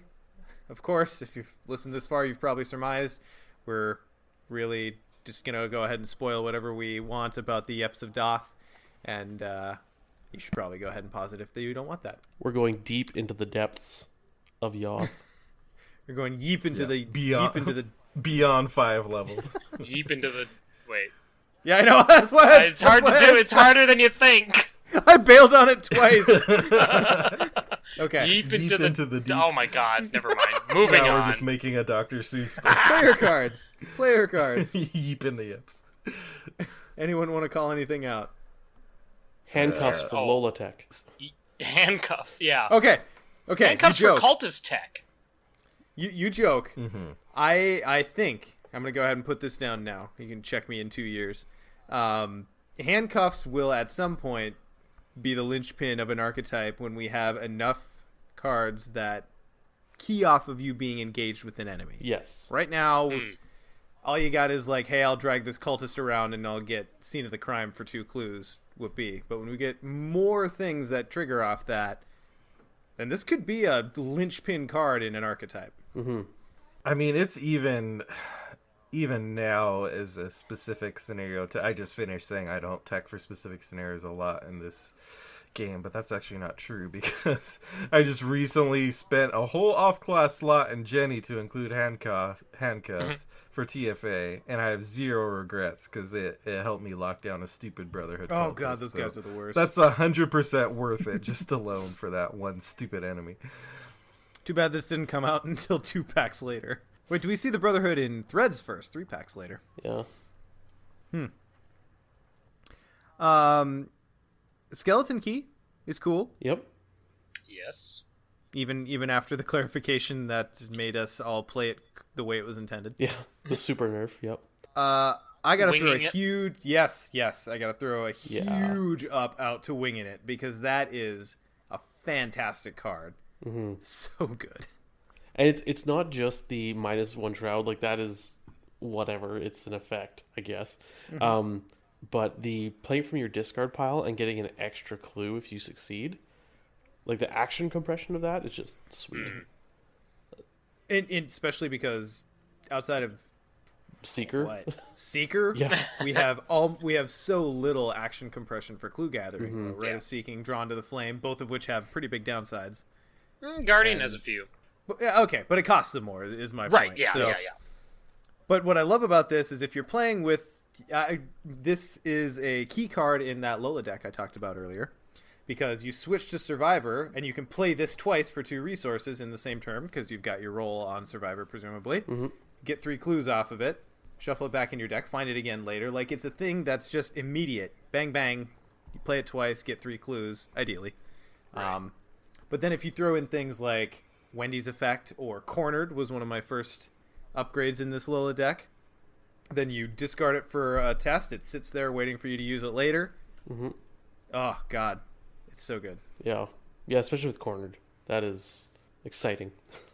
I've also come around a little bit to Hemispheric Map. Yeah. I actually think TFA is the worst campaign for it, Yes. oddly enough, but it's a cool little neutral. And again, that was one that Lola ended up taking because Lola's got some cool neutral toys now. Yeah. Well, you played it in Iron Man, the- didn't you? With Daisy? It was like a late, I have Yeah. nothing else to buy, let's grab a map But it worked type out. purchase. It It was did. decent. It's good. Yeah. Yeah, I remember it hitting the table. I think the last couple of scenarios. The neutral I'm going to prop is Time Worn Brand, which I think is one that's easy to sleep on because it kind of slipped under the radar. But Did it? expensive, 5 costs, 5 XP, but it is like a super machete without any downside, because you don't have to worry about any of the being engaged and only enemy engaged, and you get the cool. Kind of reminds me of Tactics AON once per game ability for my Lord of the Rings players. Like this once per game ability to just like really try to take out a boss or big enemy. And you know what? How often have you guys actually drawn the cards? I'm like on 1 for me. Yeah. I had this in. It's been rare. Yeah. I honestly, I feel like I don't do it for the card draw. It's just a once I can just do like a big, huge action compression damage shot. Yep, agree. Yeah. Because I think, unless you're playing solo, well, and I suppose elite enemies, I just don't think this kills many elite enemies. And quite often, when you kill an elite enemy, the scenario is basically done anyway. Right. Sure. Yeah. What really made me come around on not come around, but what made me get excited about this card is Zoe, because obviously she has the high will, which ups that. And then also because she can take double or nothing for that swing to make it even tastier. So. That's beautiful. I got a shout out to Blood Eclipse for What? Calvin. Oh, Calvin, yes, sure, okay. I'll give you that. and only in Calvin. Right, yeah. But even still, I think he's fine without it. Yeah, he's fine without it, but I do like this as like a big wallop, and it also gets you kickstarted. As far as Sure. like if you're starting a scenario like 3 or 4 or whatever, and maybe you have a single trauma, maybe 1 on each or whatever, like being able to get yourself up to 4 damage, and as weird as that sounds. And then you draw the Serpent of Yoth like turn 1, and you're like, oh, great. Yeah.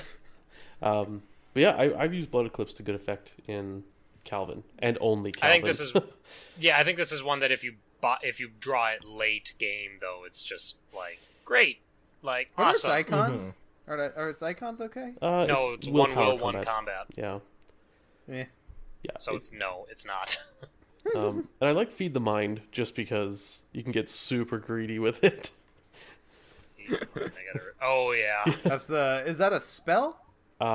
It is a spell. Yes. Or Yeah. sorry. Okay, yeah. So it's the card draw spell. And when you have Milan out and your Daisy, you test 6 over 0, and then you take like 4 horror because you draw so many cards. Yeah, I just find it fun. Not sure if it's good per se, but it's very fun. How do you guys feel about, there's a few other cards I can mention, but I think I've talked about Coup de Grace Skeleton Key a lot already on the podcast. So how do you guys feel about Old Hunting Rifle? Because this is the first, we've been talking for a long time, survivors need a damage accelerator. Yeah. And here it is, but no one seems that excited Well, about it's a it. damage accelerator that can suddenly pump the brakes right when you don't want it to. Yeah. Sure. Yeah. You can smash you brake against the check windshield. real hard. Yeah. And it's powerful for its cost, but yeah, that whole nope, you don't get to use it is really just that's killer. Not only nope, you don't get to use it, it's like nope, this fails, and you cannot use it now. Like it's Right, yeah. Yeah, the downside of it is really down. Unless you have a mystic playing bag control, it's a scary one to me, honestly. Skulls are they seem to be so prevalent. Yeah. Right. Yeah. Like they're the ones that are The most either 2 or prevalent. 3 in most bags. Yep. So you're looking at, like if you're playing in Carcosa, which has 3 skulls, I think. Yep. You're looking at 25% chance of failure in jam. Yeah. That's really high. That's terrible. That's unideal. It's bad. Yeah. So. I mean, I like it though, because honestly, should Survivor be really good at taking enemies down? No, they shouldn't. Probably No. Yeah. I would like it if we had a weapon that was a little more reliable. You know what I mean? Yeah. Well, Just Fire Axe that is really chain- reliable. It just asks that you hover at 3 resources or lower to really use Right. it well. Yeah. Well, yeah, no, all the weapons definitely have their place, that's for sure. And I like what this one means, like, thematically, like the tension of a story moment when the gun jams. Thematic But home run. I'm not- Absolutely. Yeah, I'm not interested in the narrative when I want to kill the guy and it jams, and I'm like, damn it, now I gotta take an attack of opportunity as I clear this jam. All right, so moving on then to the scenario itself. So, like I said, we've talked about the story implications to death at this point. So I want to talk about how you guys go about approaching this scenario. Do you have any specific strategies on tackling? I think the main mechanic here is the rearranging map and the variable exploration deck without treacheries. My tactic So tasty. My tactic for YEPTHS of DOTH is to go in with as little vengeance as possible. Yeah. Solid strategy. Is it Get the hot tips here. is Turns it out every it's super- 5 or every 10 kills an agenda? Every I 5, really should I get out think. my scenario I, guide. I think it's every Yeah. 5. I'm gonna get out my cards. Well, it's on the sheet.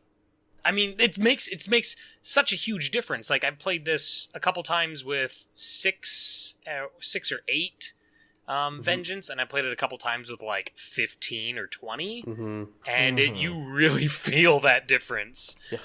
It is. And it's huge. immediate. Like, it's immediate that difference comes into play. Yeah. Because you Yeah. lose those agendas, and that's just less time for you to actually get your shit to gun.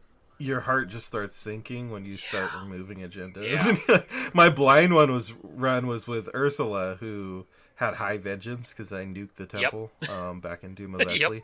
And yeah, she actually managed to make it through, which was a super tense. But yeah, compared to Finn, who was super low vengeance, then it actually is not too tricky a scenario in that case. So I think a lot of people were discussing, like, is vengeance going to pay off? How's it going to pay off? I mean, this is the main way, and it pays off in a big way. So 1 to 5, no changes are made.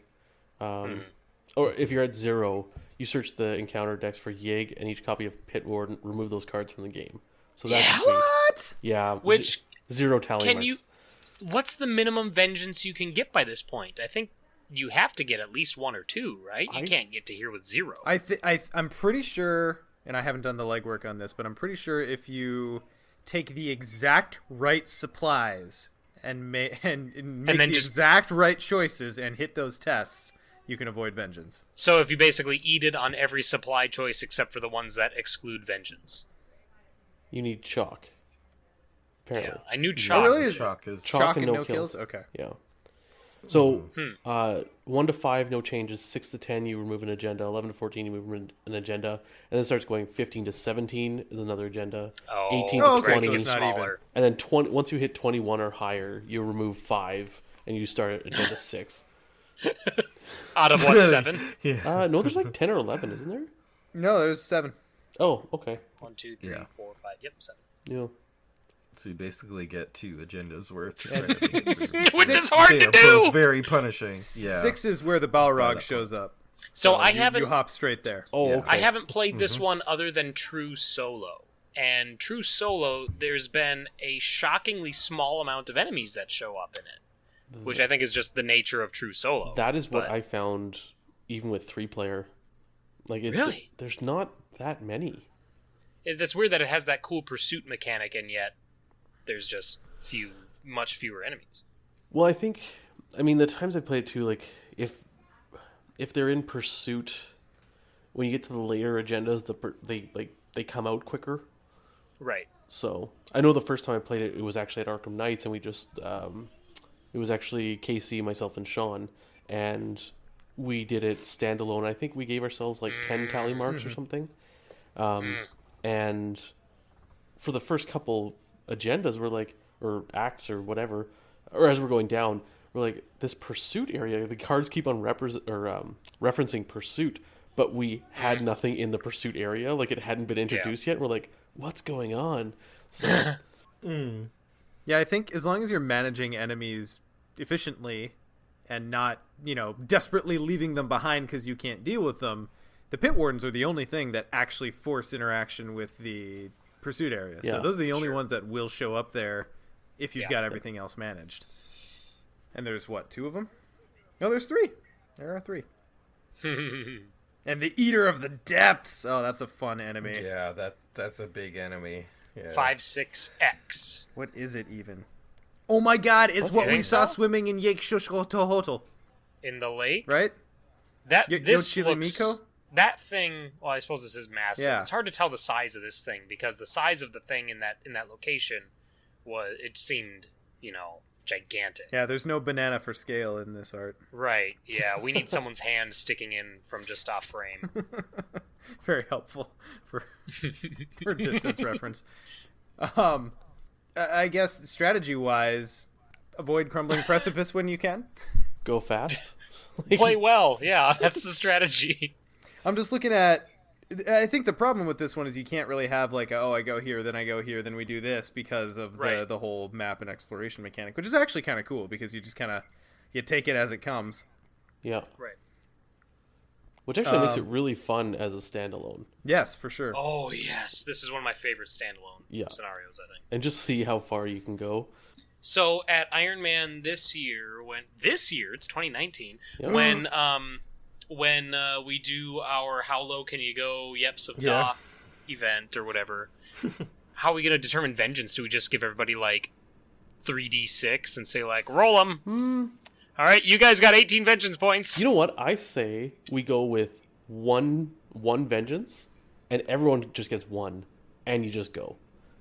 Because that will just give see you how the far biggest down you go. variance of, because you have all the agendas to go through, people have a lot of time, so I think we're going to see some, high scores of, 15 or something like that. Sure. I wouldn't want to do like 0 because I want to have the Pit Warden and Yig in there. So I think Yes, 1, for sure. 1 is perfect. We could Yeah, also... you don't go to Moria without wanting to face the Balrog. Yeah, exactly. Remove the Balrog from the game. Well, these books are fucked now. We could also take a book out of the standalone deck building rules and give everyone just general allocation of supply points to spend, but then they can take 10 vengeance to get 2 more or something like that. That's not worth it. We can workshop the numbers. 10 for 2. Perfect. Yep. Friday morning, Arkham Knights. Yeah, this will be the warm-up event on Friday. More details to come. It's hard to go into exact strategy as mentioned because it just depends on your map, but I think what makes this scenario so fun is that each little mini run of each map you get, you really end up planning out the turns more than you do in most any other Arkham game, any Arkham scenario, because you really trying to plan out your actions perfectly so that you can get what you need and get back to the steps so that you can get out that turn. There's been a lot of times where I'm just paused there and trying to figure out the exact configuration of actions I need to make it happen. All right, so then talking about resolutions, this one's this one's binary, right? You make it to the bottom or you don't, or you make it to 5, right? 5 is what you're going for in campaign. 5, yeah. Yeah. But if you you eventually fall, right? Yeah, if you that's fall what it is. at depth 1, you die. If you fall at depth 2, you get 2 physical trauma and an injury weakness. Depth 3, 1 physical trauma. Depth 4, nothing extra other than the trauma you get for being defeated. And then depth 5, you get R2, which is Love it. Right. Yeah. I love Yeah. the gradation of success. God, top to bottom, this scenario is just amazing. Yeah. Yeah. But I know we've mentioned a lot too, both standalone and in campaign. This Yep. scenario is a home run. Top to bottom. Yeah, that was totally intentional. All right, so then moving on to, I'm not sure if this was an intentional typo in the show notes, but I'm going with it. SHATATTERED AEONS. I like it. Player cards. So flamethrower's here, and that's cool because flamethrower's cool. But I'm gonna be that guy and say I wish that kerosene and flamethrower had a little bit of interaction, They just do. a little bit. They do. You kill something with don't. flamethrower and you heal damage with kerosene. And then you drink the kerosene and you're good to go. No, not buying it. I mean, you're burning the body. You watched Kerosene. the thing. Kerosene should have been an event that's I don't know, nothing. But then if you deal damage, I don't know. I don't have that. I just wish it was like increase the damage of your flamethrower. Well, you know what? Because it needed it. It needed it. If you said, hey, kerosene's in this next pack, guess which investigator's really going to be excited about it? Carolyn would not have been my answer. Yeah. That's exact. There you go. That's the argument I was going for. It's definitely not what, like, I saw the title kerosene. I'm like, okay, what, like, damage is this gonna do? And then it's like, healing horror. Yeah. Apparently in this world, like, you can heal your mind as long as you just get rid of the actual physical body. Like, I face down this ghoul, but as long as it's burned into ashes, I feel much better. I like the idea that you reach for your liquid courage and you grab your kerosene, but you're like, man, it still worked. I Okay, kind of so- wish it. I wish it had synergy with Lantern. That's just how was a lockpicks bigger and reaction skeleton than I key have no interaction with locked door. I gotta give a shout out that- to the best tentacle calling card there is, All In, because that one, Right? yeah, it just begs the tentacle to come out of the bag. Man, I eyed that real hard. Currently, I'm running a return to Nazi with Akachi Return to and Nazi. I'm so happy that stuck from like episode 5. Nazi. sorry, with Akachi and Jenny, and I have kind of a. It's not entirely built around it, but it's got a lot of win by 2 effects, and it's got the ones that throw your stats together as a rogue because that works pretty well for Jenny. So I all in really hard because Jenny's got the resource acceleration. A little bit of card draw could help. But I'm sitting there going like, oh man, I know that the tentacle's going to come out every time I throw this in. But this is what we want to see from a 5 experience card, right? Yes. That said, with those occasional feel bad moments aside where you do draw the tentacle, this is a good card. Yeah. But you could spend your XP on another 5 XP card to stop the tentacle from coming out with Oh, you Seal sure of the could. Seven Sign. Dormammu, I've come to bargain. And that one's good. I really appreciated Shards of the Void as kind of an indirect upgrade to Shriveling. Because by itself, with no other synergy, it's like Shriveling and you live with 1 fewer -0 in the bag for a while. If you get lucky, you can re-up it with another 0, and that's cool. But it's Shriveling without the downside. Love it. And then throw in anything else that adds charges, or throw it in Akachi. Oh, yeah. Throw it in with tentacle scrying, like this with grotesque statue is really awesome. Love it. It's a very cool design. Alter Fate to me is like just a really great support card. Especially like if you're, if you've got someone who can take Alter Fate and then you have Finn, let's say, and he gets frozen in fear, to be able to just get rid of it is fantastic. Also really good in Undimensioned Unseen. Where you return to the Knights of the Zealot when you have to play that again. Because they're not elite, so. Oh, unless they changed it. I don't think so. No? Have they been spoiled it? The big What, guys? the cult? Oh, I'm sorry. No. I thought you were talking about Nazi. Yeah, no, Return to Dunwich. Return to Dunwich. Dunwich. Yes. That I do not know. I hope they didn't add elite on those things. Maybe there's one that's elite. I don't know. Oh, yeah, that's probably what it is. Who knows? One big baddie. The most interesting card in this pack for me is probably Borrowed Time. I still haven't had a chance to give it the time it deserves, but it is one of the most potentially fun cards I think to use. This was one of the ones that's in my Skids deck, or it was in my Skids deck before I abandoned that campaign. I got to use it for one scenario before we went Yithian, and it indeed was fun. So at Gen Con, Matt and Ian and I were playtesting a scenario that I was like halfway through designing. And Matt, this was before this card was released, but he played a Skids deck that featured Borrowed Time. Yes. And it was actually really fun to see him like giggle at all the tokens he's moving around on his side of the board, and then take out a Chicago typewriter and just blow shit away. Like, it was pretty cool. So I know, like, I was lukewarm on this when it came out, or when it was spoiled rather, or revealed, but I haven't had a chance to try it yet, but I'm excited to. Well, what happened to me is when I looked at it the first time, I'm like, oh, it makes you burn all these actions that you're banking the next turn? God, all right. That's gross. But then I think, okay, well, you can just put them back on. Yeah. Right. Yeah, exactly. Yeah. And that's exactly what he did Yep. half the time. And then I'm like, oh, okay, now I understand this card and what it's trying to do. I think like the entire player base as a collective had that 3 to 4 minute like this doesn't seem that good. Why is it so good? Yeah. Like, oh, I can bank it infinitely. Oh, okay, I see.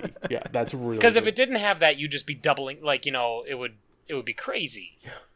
You'd be taking like 6 actions, skip a turn. 6 actions, skip a turn. Yeah.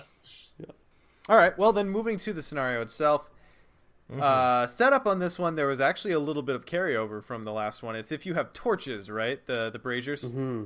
If you've lit the braziers, Yes. And that And one, I found at least in solo that is huge. Oh, yeah. It is for this reason alone that every solo campaign I've done after I found out about this and Shattered came out, I always have torches now. Well, it they're hits also your hand super size, good in right? scenario 2, so. You start with 2 less cards. Oh Yeah. God, that is for some reason it's so much worse than starting with 2 fewer resources, right? Yes. Because It's even worse than starting without a mulligan. resources do one thing, right? They buy things or pump, I guess. But like cards have so many different, and there's free cards, right? Yeah. Like they could also be skill cards, like with icons. Yeah, like cards are a bigger hit for sure. Oh, it's almost like a card is not exactly equivalent to a resource. Sean. Yeah, the 3 starting with 3 versus 5 cards, it doesn't sound like a lot, but I actually had a good experiment done because the first time I started playing Shattered, and then I was playing with 3 cards in hand, and then I realized about halfway through the play, I was like, because for some reason I was confusing this with another effect that I thought you needed torches and the map, which I think is an effect that happens in another scenario. And then I read it again, and I was like, oh, you just need torches. So I started again, because I did have torches with the 5 cards, and the difference was, like... Substantial. Yeah, it was hard to put into words. It's just all your combo pieces all of a sudden are easier to find, and you're, like, 2 rounds ahead as far as digging to find the cards you need, so... Yeah. Yeah. I mean, I guess if you're playing solo Safina, you probably don't need this. Sure. But I mean... Yeah. Yeah. I really like the dual hub location with this scenario. Like, you don't really get that until about a third of the way through it, I'd say, when that second hub pops in, and you can then... But I like how that... I like the feel of it. I like how it's like, okay, you get this idea like I'm at the hub, and I have to go to here and back, and here and back, and here and back. And then it's like, well, how does the rest of the scenario play out? Oh, it's another hub with more locations, and all the locations are like super cool. So I love the map in this. The map as far as thematic, as far as the locations that are actually there, and just how it all is laid out. And this is also, other than Depths, which had the best Explore feel, I thought this one also had a good Explore feel. Like, the initial Explore deck is pretty thin, so you start running into those treacheries, but once you get later into the scenario, because there's so many locations versus treacheries, you're not really running into a lot unless you get unlucky. So it's funny, but the last 2 scenarios I think did the best job with Explore. Yep. And so how'd you guys feel about Formless Spawn and how you tackle that? So Formless Spawn is kind of the mini boss. It spawns and camps on the Nexus. It's massive, 3 damage, 3 horror, and it gets +1 fight and evade for each doom on each card in the Nexus of Nikai. It's pretty easy to evade, though. And it doesn't hunt. Yeah, I feel like my Thank opinion is skewed by the fact I play so many strong evade investigators.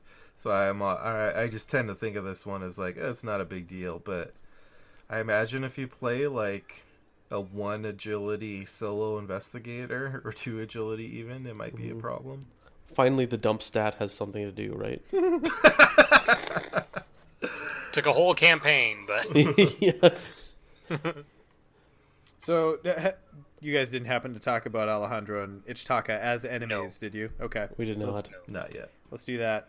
So Ichitaka is a 4, 6 per, and 4. Hunter, retaliate, 2 damage, 1 horror, and she's got your parlay action. She's nasty. She's got a lot of health, and she also looks like a Pokemon when you've dressed them up. Which one? And I feel like she would abide by normal Pokemon rules and only be able to speak by saying her name. It's Taka! Exactly. You're all welcome for the next time you play. Taka, Taka! Taka! Now she really Alejandro! needs to have the encounter set icon that looks like a Pokeball. The Pokemon that look like humans are the worst. The Pokemon that are just like a sword or a pile of trash, those are the worst. There's one that's literally just an ice cream cone. Exactly. Alright, anyway. Moving away from Pokemon. Have you guys found that you approach these guys as enemies in any particular way, or is it just kind of standard boss maneuvers? Standard boss maneuvers. I don't think they necessarily ask anything specific of you unless you're going to try to position yourself for that parlay test. Yeah. Which I like that it's there because it gives a solo investigator with high intellect and low fight an out. Like, you kind of got a plan for it, but it's still an out. I have a very specific way of approaching the scenario, which is because these guys don't pop out until you actually take possession of the relic. What I like to do is explore the various locations, the shattered locations, I think they're called. Get all the clues off them so they're ready to be take the test with the relic to mend them. And then I'll go back and finally get the relic. So that basically means that I spend fewer turns, having to Stannis again, having to deal with these bosses. So by the time the boss comes out, I'll have, like, so let's say I'm playing solo. There's 2 locations out already with no clues on them. Just dodge them, move over, mend one, teleport over with elusive to the other or something. And I think with Finn, like, the boss was out like a single turn, and I never had to deal with them. I just evaded, mended, elusive, and mended the other, and that was the end game. Nice. All right, then. I mean, I guess beyond that, have any of you actually gotten to turn back time yet? I've yet to fulfill those particular requirements. Negative. I mean, I read everything about it as soon as I opened the pack, but because I'm going through the cards and I'm like, wait a minute, what? No! Like, this whole campaign was just like, Matt takes ideas that, me and, like, Casey thought we came up with, or me and Josh, or whoever, so, yeah. That sounds like an official accusation of plagiarism. Right? Yeah, no, I'm drawing up the legal papers right now. I'm using crayon. I'm going to send the cease and desist to FFG right away. Yeah. Right. We got to get our legal department on it. Yeah. Your Patreon dollars hard at work. The one investigator who could have done it was my blind Ursula, because that was the only campaign I forged her own path. But she got defeated because it turns out forging your own path is really tough in this scenario because you have to deal with both bosses at once. Which in solo, maybe I haven't played it like 3 or 4 player, maybe it's more manageable. But in solo, dude, gotta ask a lot of you. Forging your own path, like, even before I got to Shattered Aeons, forging your own path is essentially what killed my Skids and Lola campaign. Dude, it is. Oh, really? Brutal. It wasn't because it was Skids and Lola? Well, there's that too, and it was TFA. Like, there were suboptimal choices made throughout, and I paid the price. Right. So, Iron Man. No. Are we forging our own path? No, excuse Scott, you didn't even let me finish. I could tell what the question was. I turned forward time and realized it was a dumb question. Oh. Simply for time purposes, right? Like, dare we insert another scenario into a campaign that might make us repeat scenarios anyway? Because first of all, we can't actually turn back time, so time is an issue. The second part is that it also makes, like, playing the campaign harder, right? Mm-hmm. And you want it to be easier so you can actually, finish the campaign. And we want we want a breeze. We want to just fly through it. So. Yeah, exactly. Yeah. Like Carcosa. Yeah. They really make you earn that bonus. No, of course Matt would show up right now when we're... Oh, hi. Have any of you guys done the parlay options? Taking that, Andy? I did. My Skids and Silas campaign, which is the first campaign I finished for TFA, well, that I brought through to the end for TFA, they did a parlay with Alejandro, and they accepted. So they are living the life in Nicotis right now. Again, it was my blind Ursula who had the opportunity because there was 2 bosses out. So I was like, okay, let me see if I can cut a deal with one. And then I chose not to because none of the locations were out. But that was probably my one way that I could have won that. All right, but yeah, otherwise, a really fun ending to the campaign. Any other thoughts on the resolutions or, I guess, different strategies? We're kind of past the strategy point. Go fast. Yep. We didn't talk about the encounter sets, which ones you end up with, but I find those have a huge impact. Like, who was I playing with? Maybe it was Ursula or someone, but if you have the ones that really load up the encounter deck with Doom, like if you have I've gotten both hit sets with, like, of damn cultists. Yeah, I've gotten hit with like 4 or 5 Doom in a turn or something ridiculous. Like, you can just get really hit hard by Doom. And the cultists show up if you favor Ichtaka in the campaign, correct? Yes. Because it looks for cultists, and she adds cultists to the bag, so... Yeah. Yeah, I know, but that one's actually kind of counterintuitive because the cultists are actually like the part of the Narcotic Brotherhood, right? Yeah. Which is Alejandro's side. Yeah, and he But had that's tablets. still how the scenario works. Well, because it's if you're siding with Ichtaka, then the cultists are mad There's at you. more, So yeah. Oh, yeah, I see so what you're the saying. cultists- No, fighting sorry, against I misheard you. Gotcha. All right. Well, I think we'll wrap up discussion on that one there. So moving on then, we got a little bit of time yet. We've got a hotline item to get to. Wait, scenario 9. Oh, are we gonna? Are we gonna? Oh, see what I made you do there? Oh, did you make me turn back time? I sure did.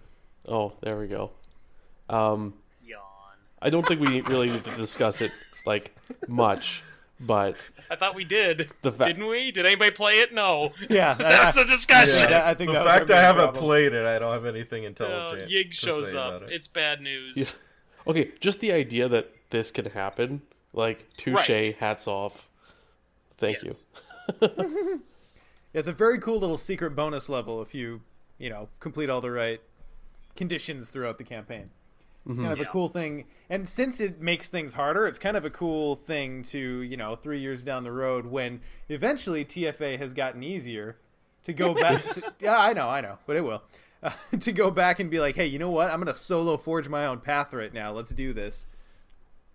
Maybe not solo, but... On expert. Yeah. Bend over. Anyway. All right. I was scrying the butt again. I'm sorry. As you do. He scried the It's- butt. Okay, so we'll All right. move it on then. We've actually got a couple of voicemails to catch up on, though we're only going to hit one today. Hello, Mythos Busters. My name is John Zoe, and I am definitely human and not a Yithian who has overtaken the body of one of your listeners. My question for you is, if I am deeply familiar with a given scenario, such as, for no particular reason, the City of Archives, but I am playing with humans who are far less familiar with that scenario, how do I manage this difference in information? A prompt answer is highly advised, as this question is important to the research we are doing. Thank you, and have a nice day. Well, you have a nice day too, human. So the ultimate question then is how do you metagame without spoiling, right? I mean, I think the simple answer, and this is the way I play with my wife, because she's always behind in whatever, right? Like, we don't get to play that often, so I've already played pretty much every scenario before she has, and I just let her make the choices and make the overall strategy for the scenario. Like, if we're like, okay, what do we have to do? We have to do this and this. How should we go about it? I just allow her to make that. And then I still allow myself to make small tactical decisions, like how I play out my turn. But the overarching plan that we have, I let whoever hasn't played, they make those big decisions. Okay, so that's fine when there's no conflict of interest. But say let's take a really common example here. Say you're taking someone through Night of the Zealot for the first time. I knew you were going to use that example. Well, it's a good one. And you get to the Devourer below, and you. Oh, I didn't know you were going to use that. Well, okay, all right. So here we go. So and you manage to get your clue requirement really quick, and they're like, "Oh, hey, let's get back to the path right away at the end of our turn here and advance the." Say they're about to do something like that, like spawn 3 cultists on themselves at the end of their turn where no one has any actions. Mm-hmm. Do you intervene? And I'm asking each of you in turn here. Yes. And how do you intervene? By saying, let's wait. Let's set ourselves up first. No, usually, like, my general strategy, like, when I'm playing with my wife, is that we've learned not to, like, advance. If we have the time, we've learned not to advance until we're ready for it. Okay, like, but... you don't advance last action. You don't advance, like... It's just... Okay, so then, say you're playing with someone really new, not your wife who has some experience but doesn't know as much as you. Someone who's super new. Do you then just say, hey, stop, it's a bad idea to do that? Like, if they don't have that groundwork guess I built? don't, yeah. If I know it's going to be a big, like, NPE, negative player experience... Yes, okay. I will try... I won't say it out straight, but I'd be like, hey, why don't we, like, stick together... And just, like, let's not flip at the very end. Like, let's do it when we have our whole turns in front of us. That's just the best way to play the game. Like, that's just a general tip. Respecting the shit out of those table talk rules. Yeah. So I do that. And just like, hey, let's get together first and make sure we're good to go on our next turn. Yeah, I think it, for me, 100% depends on the player / players that you're at the table with, because if it's someone who you know is not going to have a good time if they just get absolutely wrecked, and even more importantly, if it's not someone that you're going to be like they're going to get to play a lot or get this back to the table quickly, then I think the important thing is to maximize their good experience and give them a warning. But if it's someone who you know is like probably a type of player who's just gonna roll the punches and actually find it kind of funny if they just get smashed and like want to take another go at it, and they have the time to try again afterwards and they're gonna learn from it, then I think that's different. Then you can just kind of let them face plan if you want. Yeah, that's about where I'm at. Is I just try to gauge how hot that pan is that they're about to touch, and bat their hand away if necessary. I thought the example you were going to use, Sean, was with Midnight Masks when you reminded the players, now remember, we can resign whenever we want. And they all went like, oh, thanks, now we know that's what we got to do. Yeah, like, I never hinted that one. I let them just like careen into it. I definitely but overplayed Devour my hand Below on is that so one. much worse. Yeah, but I think it's supposed to be, you know? Like, Oh my god. So then, to his specific example, let's talk about bringing new players into City of Archives. How do you approach that one? So which deck do you want to play? This one, great. All right, but you're not going to play it like how it's set up. You know, Yeah. like how that's Well, such a starting new players on that scenario. Well, I don't think he's talking about like this. I think he's talking more about players where this is their first time through the campaign. This is the first time hitting City of Archives, not necessarily like, hey, this is your first scenario. Let's play this in standalone. That is indeed an awful idea. I keep the whole thing that you're turning into a Yithian like a secret. Oh yeah, Like you totally. like if it's like a new player, like let's play a campaign, and for some reason you choose TFA. Well, already.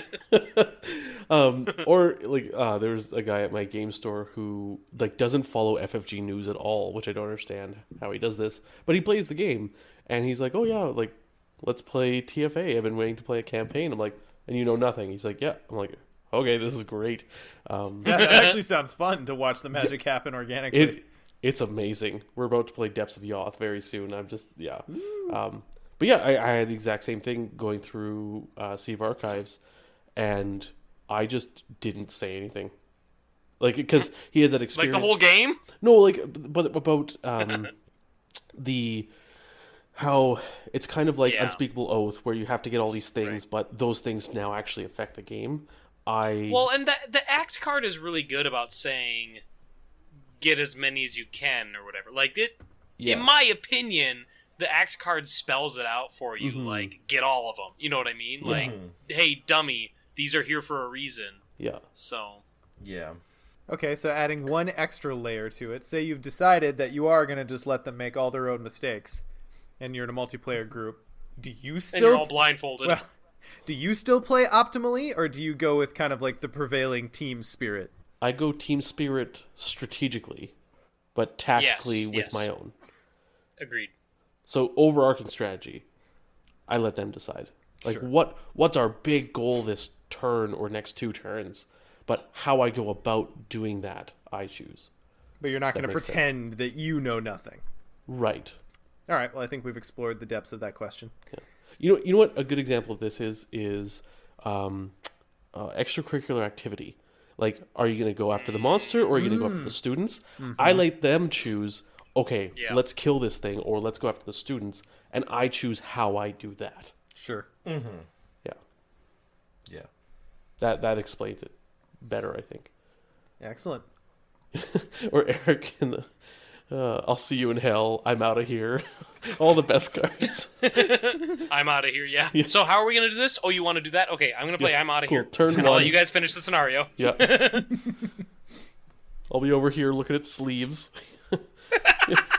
All right, well, guys, let's wrap this sucker up with some tentacle time. We got a little bit more time than I expected, so I think we should probably still stick to one item per, Sure. right?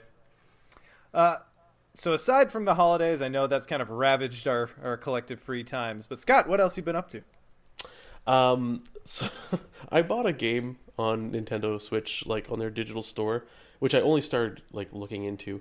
I actually bought 2. I repurchased Into the Breach because that game is just absolutely amazing, and I don't get to play it enough because it's on PC and I don't PC game a lot. But I usually bring my Switch places, and so I was like, it was like $8, and I was like, that is worth it to me.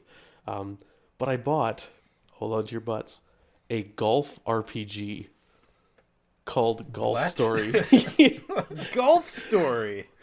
Yes, and it's got RPG elements, like there's a story behind it. It's like your dad's dead, but he used to golf a lot, or he went missing. I was gonna imagine that you were an orphan. Yeah.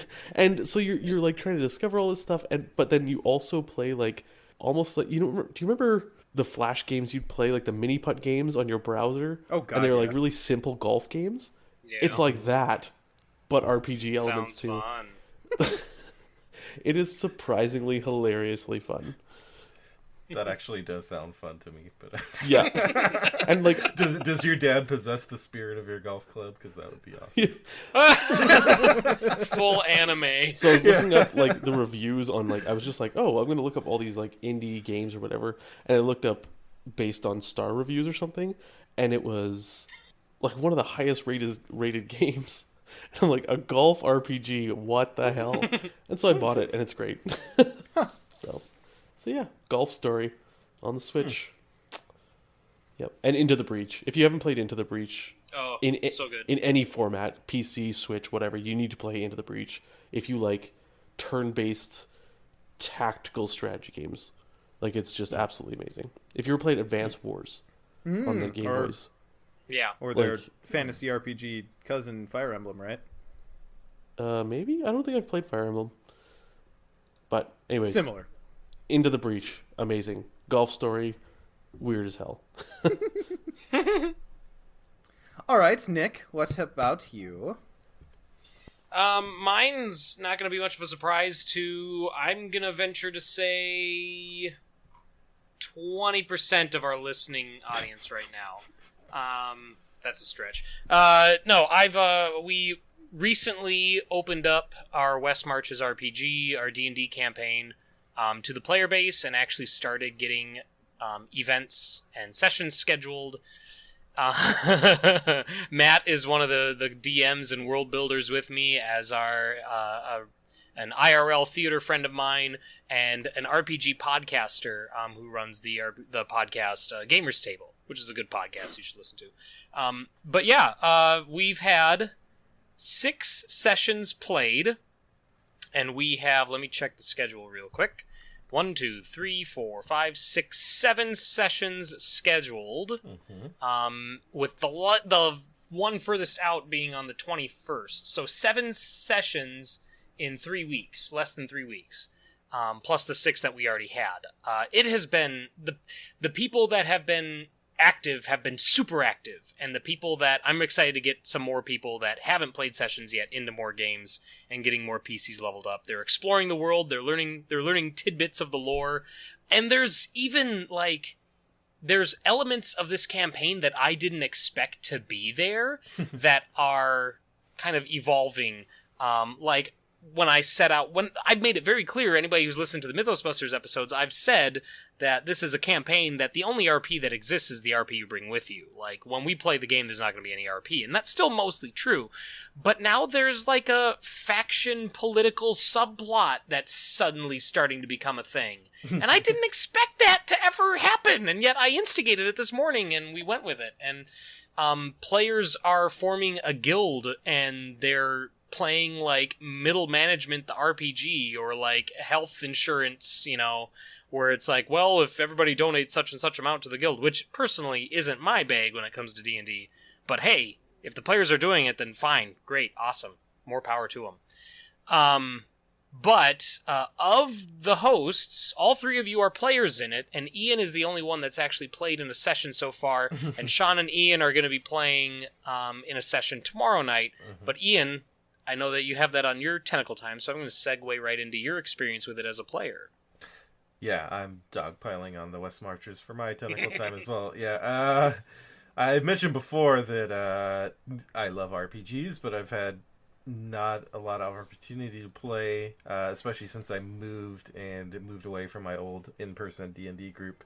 And this is my first, I played in a session recently, and then Matt was GMing, and this was my first experience actually RPing online as well. I've only done it in person.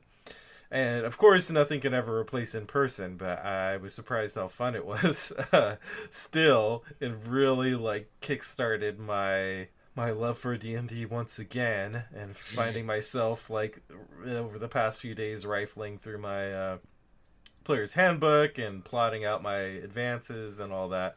So the first session I played in was a lot of fun, and it was very tense because I was one of only 2 level 1s in the group, and I think most were level 2s, and I think there was 1 level 3, if I'm remembering correctly. At least sounds right. Started. And oh boy, I forgot how squishy it feels to be level 1. I started with a grand total of 10 hit points, and all of a sudden the lizard men who we were facing, I was like, okay, they're lizard men, how tough they can be. And then I saw they're each doing multi-attacks, so I was like, huh. So the first, I basically got knocked out at level 1 because the first hit was 8 damage. I was like, this isn't going to go well. So the second attack took me down, but quickly leveled up after that. And actually went from level 1 to level 3 in a single session. But it's such a fun way to play this whole West Marches style, because you're playing with... I mean, obviously I've only played once, but the fact that it's going to be opportunities to play with different groups of people and different DMs, and just kind of, and it's interesting too, the way that it's kind of player generated, that you can kind of just decide what you're going to go explore. I don't know, it's such a fun D&D experience. I'm really enamored with it right now. Yeah, and I just want to say I listened to probably the first 70% of that session while I was finishing up my Saturday shift at work, and then while I was home, I listened to most of it. And Matt ran a great game. It sounded like a lot of fun. And I wasn't there for the boss fight at the end, but it sounds, and I keep saying this to the DMs, like, I'm actually kind of let down that boss that I designed didn't kill a player. And everyone has assured me multiple times that it was because literally the chips fell in all the right places for the players. You guys approached it smart and tactfully, and all of your tactfully. There's another ick in there. Thank you. Tactfully too. You were very, very careful not to were insult very the polite monster. to the boss. Sorry. Nobody made anyone else feel like they weren't welcome. And very tactile because the monster had scales, so you could feel them. That's Sure. tactily. And the dice landed exactly where they needed to for the players, it sounds like. So I'll just have to try harder with the next boss. That's fine. And now the chat is accusing me of collusion for level I know, 1 to right? level 3. well, the thing was that here's the thing about that is because I was level 1 in a party that was like higher levels, that they were taking on enemies that were generating a lot of XP for me because we're fighting these strong lizard men, and the huge boss like was just a huge dump of XP. Yeah. And not only that, but the level 1 to level 3 experience thresholds are relatively small. Yes. I mean, 1 to 2 is 300 experience. That's not much at all, so. Yeah, definitely. Well, I'm excited. We for were tomorrow's fully game. expecting to run from the boss, but it just played out that once you start sniffing that, once Matt was like, he's bloody now, we're like, we can do this. I was fully prepared to go down trying to take him out if that's what it took. But yeah, definitely excited for the game tomorrow because I get to play with you guys who have actually never RP'd with you, Nick or Sean. Yeah, I was about to say, like, Ian and I don't get to play games together, so something's going to happen in the next 24 hours. Shut up! Don't do that! I'm just acknowledging it, so maybe it'll go away. So my technical time, in case anyone did make it through the D&D chat who wasn't interested in D&D, I'm going to go ahead and break form. Music this week is going to be my technical time. This is actually an artist, not really an album, that I've been listening to for a while. It's called Through Juniper Vale. And what it is it's, I think it's a small group of people. I think there's 2 main ones. And they write music and release chapters of this kind of fantasy audiobook novel to go with it. So basically every time they release a new chapter, there's a new single that kind of encapsulates the spirit of that chapter. And the songs are really good. Like, I've only gotten a chapter or 2 into the audiobook. I've mostly just been listening to the music. But it's a really cool concept. The music itself is very fusion-y. I would say it's a little bit electronica, a little poppy. It is not heavy. The main singer is a female. She's just got this wonderful jazzy voice. But anyway, if you want to check out some interesting indie music, I would give Through Juniper Vale a go. I would listen to The Last Time and Fractions. And if you don't like either of those, then you've no need to go further. Is it on Spotify? It is on Spotify. Ooh. Mm-hmm. Releasing an audiobook and a related album 1 track/chapter at a time sounds like a very slow way to do both. It is. But it also sounds super cool. It is cool.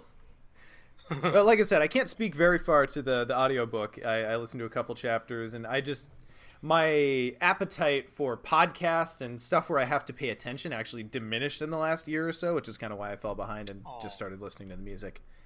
So, yeah. Anyway, Through Juniper Vale, check it out. It's really good. Chill in the back, electronica, jazzy fusion music. They have a cover of Singing in the Rain, which is interesting. So yeah, anyway, Through Juniper Vale. All right, that's on Spotify, and it turns out so are your friends, the Mythos Busters. So guys, I don't know, let's go through our stuff. Earlier tonight, I really should have mentioned this at the beginning of the episode. Content synergy fail. But before tonight's episode, if you haven't heard or haven't seen it on one of our many social media platforms, we were able to secure a spoiler from FFG from the Circle Undone. We debuted that card on a Twitch stream, which will become a YouTube video if you want to go check that out. We'll also be posting all that to our social media, so chances are by the time you hear this, you will have an opportunity to see it. God, what else are we up to? Ian, you've got your next session of Abandoned and Alone coming up soon, right?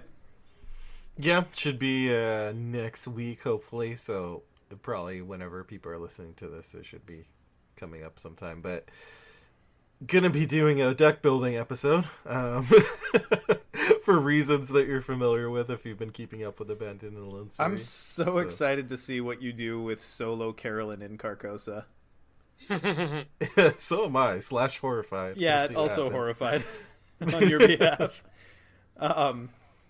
So AV Club had a nice boost. The holidays kind of derailed us, but I assume, Scott, that we're going to get back on the horse pretty soon here and get that caught up.